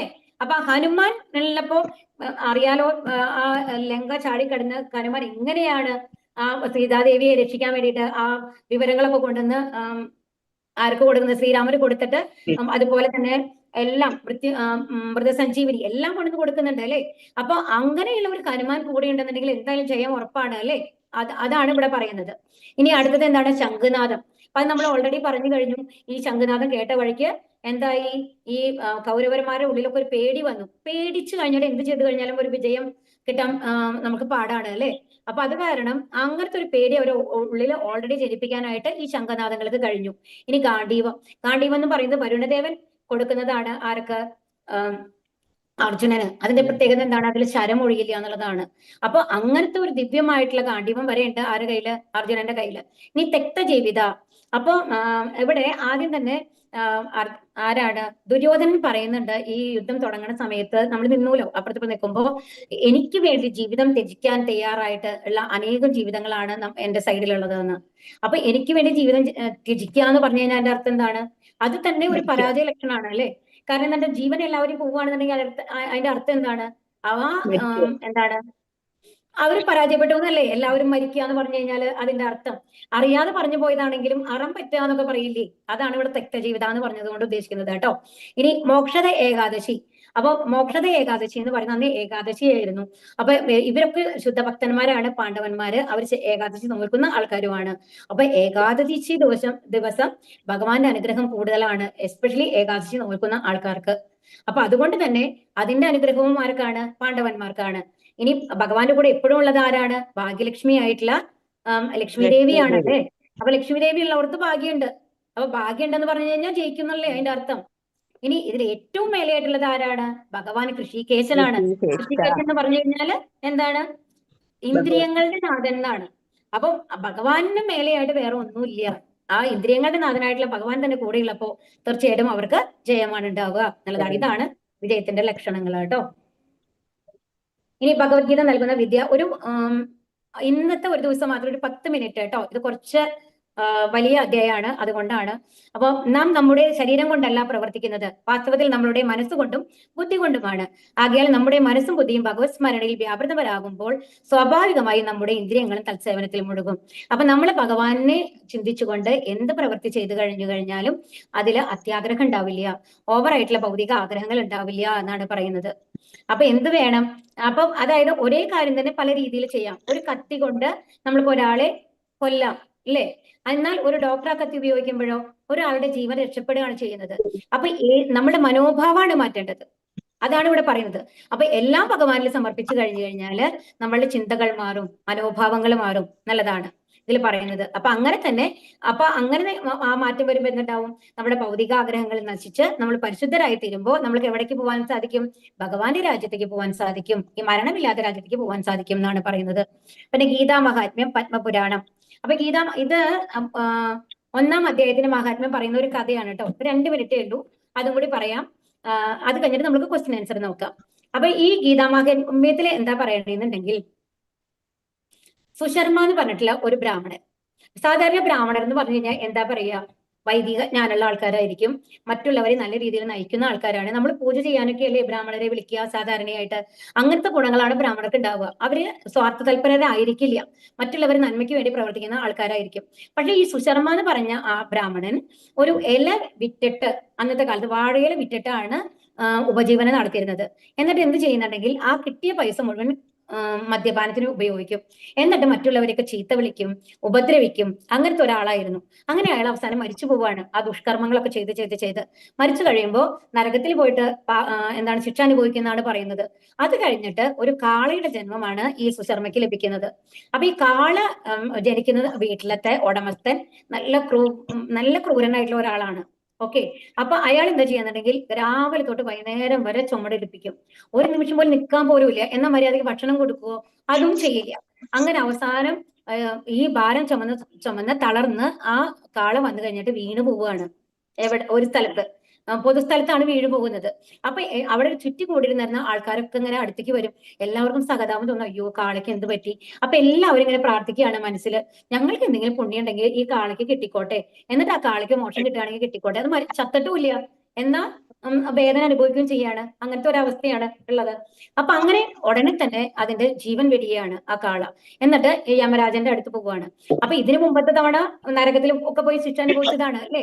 അപ്പൊ അത് കഴിഞ്ഞിട്ട് അവിടെ ചെല്ലുന്ന ഉടനെ യമരാജൻ പറയുകയാണ്. അപ്പോ ഈ അനുഗ്രഹം കൊടുത്ത ആൾക്കാരുണ്ടല്ലോ, പുണ്യം എടുത്തോടെ എന്ന് പറഞ്ഞതിൽ ഒരു വേശ്യാസ്ത്രീയും ഉണ്ടായിരുന്നു കേട്ടോ. അങ്ങനെ ഒരുപാട് പേരുണ്ട്, ബ്രാഹ്മണരും ഉണ്ട്, അവിടെ നിൽക്കുന്ന കുറെ ആൾക്കാരുണ്ട്. അപ്പൊ അവിടെ ചെന്ന് കഴിയുമ്പോൾ ഈ യമരാജൻ പറയുകയാണ്, നിനക്ക് എങ്ങനെയാണ് എനിക്ക് നിന്റെ എല്ലാ പാപഫലങ്ങളും തീർന്നു, നിനക്ക് പുണ്യം കിട്ടിയിരിക്കുന്നു, ആ വേശ്യാസ്ത്രീ നൽകിയ പുണ്യ കാരണം കൊണ്ട് നീ നല്ലൊരു ബ്രാഹ്മണനായിട്ട് നീ ജനിക്കും എന്ന് പറയുന്ന, ഒരു ശിക്ഷയില്ല നിനക്ക് എന്ന് പറയുകയാണ്. അപ്പൊ ഇയാൾക്ക് തന്നെ അത്ഭുതം തോന്നും കേട്ടോ. എന്നിട്ട് ആ പുണ്യം കൊണ്ട് വീണ്ടും ഒരു നല്ല ബ്രാഹ്മണനായിട്ട് ജനിക്കുകയാണ്. പക്ഷേ ഈ പുണ്യം കാരണം കൊണ്ട് എന്താണെന്നുണ്ടെങ്കിൽ പൂർവ്വജന്മത്തിലെ ഓർമ്മയുണ്ടാവും ആ ബ്രാഹ്മണന്. എന്നിട്ട് ആ ബ്രാഹ്മണൻ വന്നു കഴിഞ്ഞിട്ട് ഈ സ്ത്രീയെ അന്വേഷിച്ചു പോവുകയാണ്. ഈ വേശ്യാസ്ത്രീ എന്തായിരിക്കും വേശ്യാസ്ത്രീയുടെ പുണ്യ കർമ്മങ്ങൾ നമ്മൾക്ക് ഇമാജിൻ ചെയ്യാൻ പറ്റില്ല അല്ലെ? എന്നിട്ട് അവിടെ ചെല്ലുമ്പോൾ ആ വേശ്യാസ്ത്രീ പറയുകയാണ്, പറയും എനിക്കറിയില്ല, ഞാൻ ആകെ കൂടി ഒരു വേറെ രീതിയിൽ ചെയ്യുന്ന ഒരു കാര്യം എന്ന് പറയുന്നത്, എന്റെ വീട്ടിൽ ഒരു തത്തയുണ്ട്. ആ തത്ത രാവിലെ തൊട്ട് കുറെ മന്ത്രങ്ങൾ ഉച്ചരിക്കും. അത് മുഴുവൻ ഞാൻ കേൾക്കും, ശ്രദ്ധിച്ച് കേൾക്കും. അത് മാത്രമാണ് ഞാൻ ചെയ്യുന്ന ഒരു കാര്യം. ശ്രവണം മാത്രമാണ്, എനിക്കത് ബൈഹാർട്ട് പറയാനൊന്നും അറിയില്ല, ഞാൻ കേൾക്കും എന്നും പറയും. അപ്പോ ചോദിക്കും, ഇവര് ചോദിക്കും, അപ്പം ആ തത്തയോട് ചോദിച്ചോളൂ എന്താണെന്നുണ്ടെങ്കിൽ. അപ്പൊ തത്തയുടെ അടുത്ത് ചെല്ലുകയാണ്. അപ്പൊ ആ തത്ത പറയാണ്, ഞാൻ ഉണ്ടായിരുന്നത് ഒരു ഗുരുകുലത്തിലാണ്. അപ്പൊ അവിടെ ഭഗവത്ഗീത 1-ാമത്തെ അധ്യായമാണ് പഠിപ്പിച്ചുകൊണ്ടിരുന്നത് കുട്ടികളെ. അപ്പൊ ആ അധ്യായം മുഴുവൻ ഞാൻ ബൈഹാർട്ട് പഠിച്ചു ശ്ലോകങ്ങള്. എന്നിട്ട് ഒരു കള്ളൻ വന്ന് എന്നെ കട്ടുകൊണ്ട് വന്നു കഴിഞ്ഞിട്ട് ഈ വേശ്യസ്ത്രീക്ക് വിറ്റതാണ്. പക്ഷേ ഞാൻ എന്റെ ഓർമ്മ വെച്ച് കഴിഞ്ഞിട്ട് എല്ലാ ദിവസവും ആ 1-ാം അധ്യായത്തിലെ ശ്ലോകങ്ങൾ മുഴുവൻ ഞാൻ ചൊല്ലിക്കൊണ്ടിരിക്കും. അതാണ് ഈ സ്ത്രീ കേട്ടിട്ടുള്ളത് എന്ന്. അപ്പൊ ഒന്ന് ആലോചിച്ച് നോക്കൂ. അത് കഴിഞ്ഞ് ആ ബ്രാഹ്മണൻ നമസ്കരിക്കുകയാണ്. ആ തത്തയെ നമസ്കരിച്ചിട്ട് വന്നു കഴിഞ്ഞിട്ട് പൂർണ്ണമായിട്ടും എന്താണ് ഭക്തിയുത സേവനങ്ങൾ ചെയ്ത് ഭഗവത്ഗീത പഠിച്ച് എന്താണ് സ്വർഗ്ഗലോകത്തേക്ക് തിരിച്ചുപോയി, ഭഗവാന്റെ അടുത്തേക്ക് വൈകുണ്ഠത്തേക്ക് തിരിച്ചുപോയി എന്നാണ് പറയുന്നത്. അപ്പോ അർത്ഥമറിയാതെ ഒരു ശ്രവണം, ഭഗവത്ഗീത കേട്ടത് കൊണ്ടുള്ള ഈ 1-ാമത്തെ അധ്യായം കേട്ടത് കൊണ്ടുള്ള ആ ഒരു പുണ്യം ഇത്രയ്ക്ക് ഉണ്ടാകുന്നുണ്ടെങ്കിൽ, യഥാർത്ഥത്തിൽ ഭഗവത്ഗീത പഠിച്ച് അത് നമ്മുടെ ദൈനംദിന ജീവിതത്തിൽ കൊണ്ടുവരികയാണെങ്കിൽ എത്ര പുണ്യമായിരിക്കും എന്നുള്ളതൊന്ന് ആലോചിച്ച് നോക്കൂ. ഹരേ കൃഷ്ണ ഹരേ കൃഷ്ണ ഹരേ കൃഷ്ണ കൃഷ്ണ കൃഷ്ണ ഹരേ ഹരേ, ഹരേ രാമ രാമ രാമ ഹരേ ഹരേ, ഹരേ കൃഷ്ണ. ഇനി ചോദ്യോത്തരങ്ങൾ നോക്കാം. ഏതൊക്കെയാണ് നിങ്ങൾക്ക് ചോദ്യങ്ങൾ തന്നിട്ടുണ്ടായിരുന്നല്ലോ അല്ലെ ഗ്രൂപ്പില്? എല്ലാവർക്കും അറിയില്ലേ? ഹരേ കൃഷ്ണ. ധൃതരാഷ്ട്രരുടെ മന്ത്രിയുടെ പേര് സഞ്ജയ്. അറിയുന്ന ആൾക്കാർ, ഇതിന് മുമ്പ് ക്ലാസ്സുകൾ അറ്റൻഡ് ചെയ്ത ആരും പറയരുത്, പുതിയ ആൾക്കാർ പറയണം കേട്ടോ. ഹരേ കൃഷ്ണ. ഭഗവാന്റെ ശംഖിന്റെ പേര്? പാഞ്ചജന്യം. എന്റെ വില്ലിന്റെ പേര്? അർജുനൻ യുദ്ധം ചെയ്യാതിരിക്കാനുള്ള കാരണങ്ങൾ? ബന്ധുക്കളെ ഹനിക്കുന്നത് കൊണ്ട്, ഹനിക്കേണ്ടി വരുന്നു. ബന്ധുക്കളെ കൊല്ലുവാൻ സാധിക്കില്ല.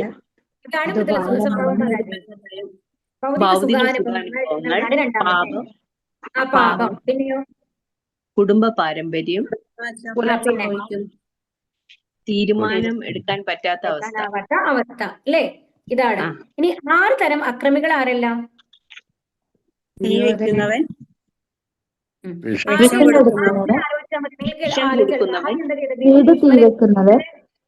എങ്ങനെയാ? വിഷം കൊടുത്തു അല്ലെ? വിഷം കൊടുത്തു. പിന്നെയോ മാരകായുധങ്ങൾ കൊണ്ട് വീട് തീ വെക്കുന്നവൻ, ആക്രമിക്കുന്നവർ, വീട് തീ വെക്കുന്നവൻ, സ്വത്ത് കൊള്ളയടിക്കുന്നവർ, ഭൂമി കയ്യേറുന്നവർ, അന്യന്റെ ഭാര്യയെ ഇനി അർജുനന്റെ വിജയത്തിന്റെ ലക്ഷണങ്ങൾ എന്തൊക്കെയാണ്? 9 ലക്ഷണങ്ങൾ പറഞ്ഞിട്ടുണ്ടായില്ലേ നമ്മൾ? എന്തൊക്കെയാണ്? കൃഷ്ണൻ കൂടെ ഉണ്ടായിരുന്നു. ധർമ്മക്ഷേത്രം, അതാണ് ഏറ്റവും ഇമ്പോർട്ടന്റ് ആയിട്ടുള്ളത്. അത് ഏറ്റവും അവസാനമാണ് നമ്മൾ പറഞ്ഞു തരുന്നത്. ഇനി ധർമ്മക്ഷേത്രം, ആദ്യത്തെ എന്താണ്? ദിവ്യ സഹായം. കൃഷ്ണൻ എങ്ങനത്തെ സ്ഥലത്താണ് ആ യുദ്ധം നടന്നത്? ധർമ്മക്ഷേത്രം, ധർമ്മക്ഷേത്രം. ഇനി എങ്ങനെ ദിവ്യമായ രഥം, രഥത്തിന്റെ പ്രത്യേകത എന്തായിരുന്നു? ദിവ്യമായ രഥം, പിന്നെ ആ രഥത്തിൽ എന്താ ഉണ്ടായിരുന്നത്? കത്തിധ്വജ, പിന്നെ ശംഖുനാദം, കേട്ടിട്ടാണ് പേടിച്ചത്. ശംഖുനാഥം അല്ലെ? ഗാണ്ഡീവം, എന്തായിരുന്നു അനുഗ്രഹം ഉണ്ടായിരുന്നത്? ഗാണ്ഡീവം, തെക്തജീവിതം അല്ലെ? പിന്നെ അതെങ്ങനത്തെ ദിവസമായിരുന്നു? ധൈര്യം, യുദ്ധവിദ്യ. മോക്ഷദേകാദശി, ആരുണ്ടാവുക? ലക്ഷ്മി ദേവി, ലക്ഷ്മി ദേവി, ഭാഗ്യലക്ഷ്മി, പിന്നെ ഭഗവാൻ സ്വയം അല്ലെ? ഇതൊക്കെയാണ് 9 കാരണങ്ങൾ കേട്ടോ. ഇതുവരെ നോക്കാത്ത ആൾക്കാർക്ക് രണ്ടാമത് ഈ വീഡിയോ ഒന്നും കൂടി കണ്ടു നോക്കിക്കഴിഞ്ഞാൽ നിങ്ങൾക്ക് അത് നോക്കി എഴുതി വെക്കാം കേട്ടോ. അല്ലെങ്കിൽ ഭഗവത്ഗീത പുസ്തകത്തിലും ഉണ്ട്, പുസ്തകമുള്ള ആൾക്കാർക്ക്. ഭഗവത്ഗീതയിൽ ആകെ എത്ര ശ്ലോകങ്ങളുണ്ട്? 700. ഭഗവത്ഗീതയിലെ 7 മുതൽ 12 വരെയുള്ള അധ്യായം എന്ത് യോഗത്തിൽ പെടുന്നു?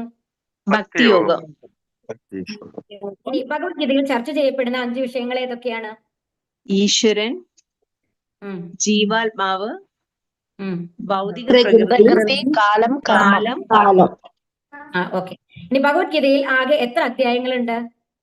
18. എല്ലാവർക്കും മനസ്സിലായില്ലേ? ഇതൊക്കെയായിരുന്നു. അപ്പൊ ആദ്യത്തെ ക്ലാസ് എങ്ങനെയുണ്ടായിരുന്നു? കുറച്ച് സ്പീഡ് ചിലപ്പോൾ കൂടുതൽ തോന്നിയിട്ടുണ്ടാവും. നാളെ തൊട്ട് കുറച്ചും കൂടി സ്പീഡ് കുറയ്ക്കാൻ ശ്രമിക്കാം കേട്ടോ, മാക്സിമം. നിങ്ങൾക്ക് മനസ്സിലായോ പറഞ്ഞതൊക്കെ? ഹരേ കൃഷ്ണ. ഹരേ കൃഷ്ണ. മനസ്സിലായി. ഭാഗങ്ങളുടെ പേര് മനസ്സിലായി.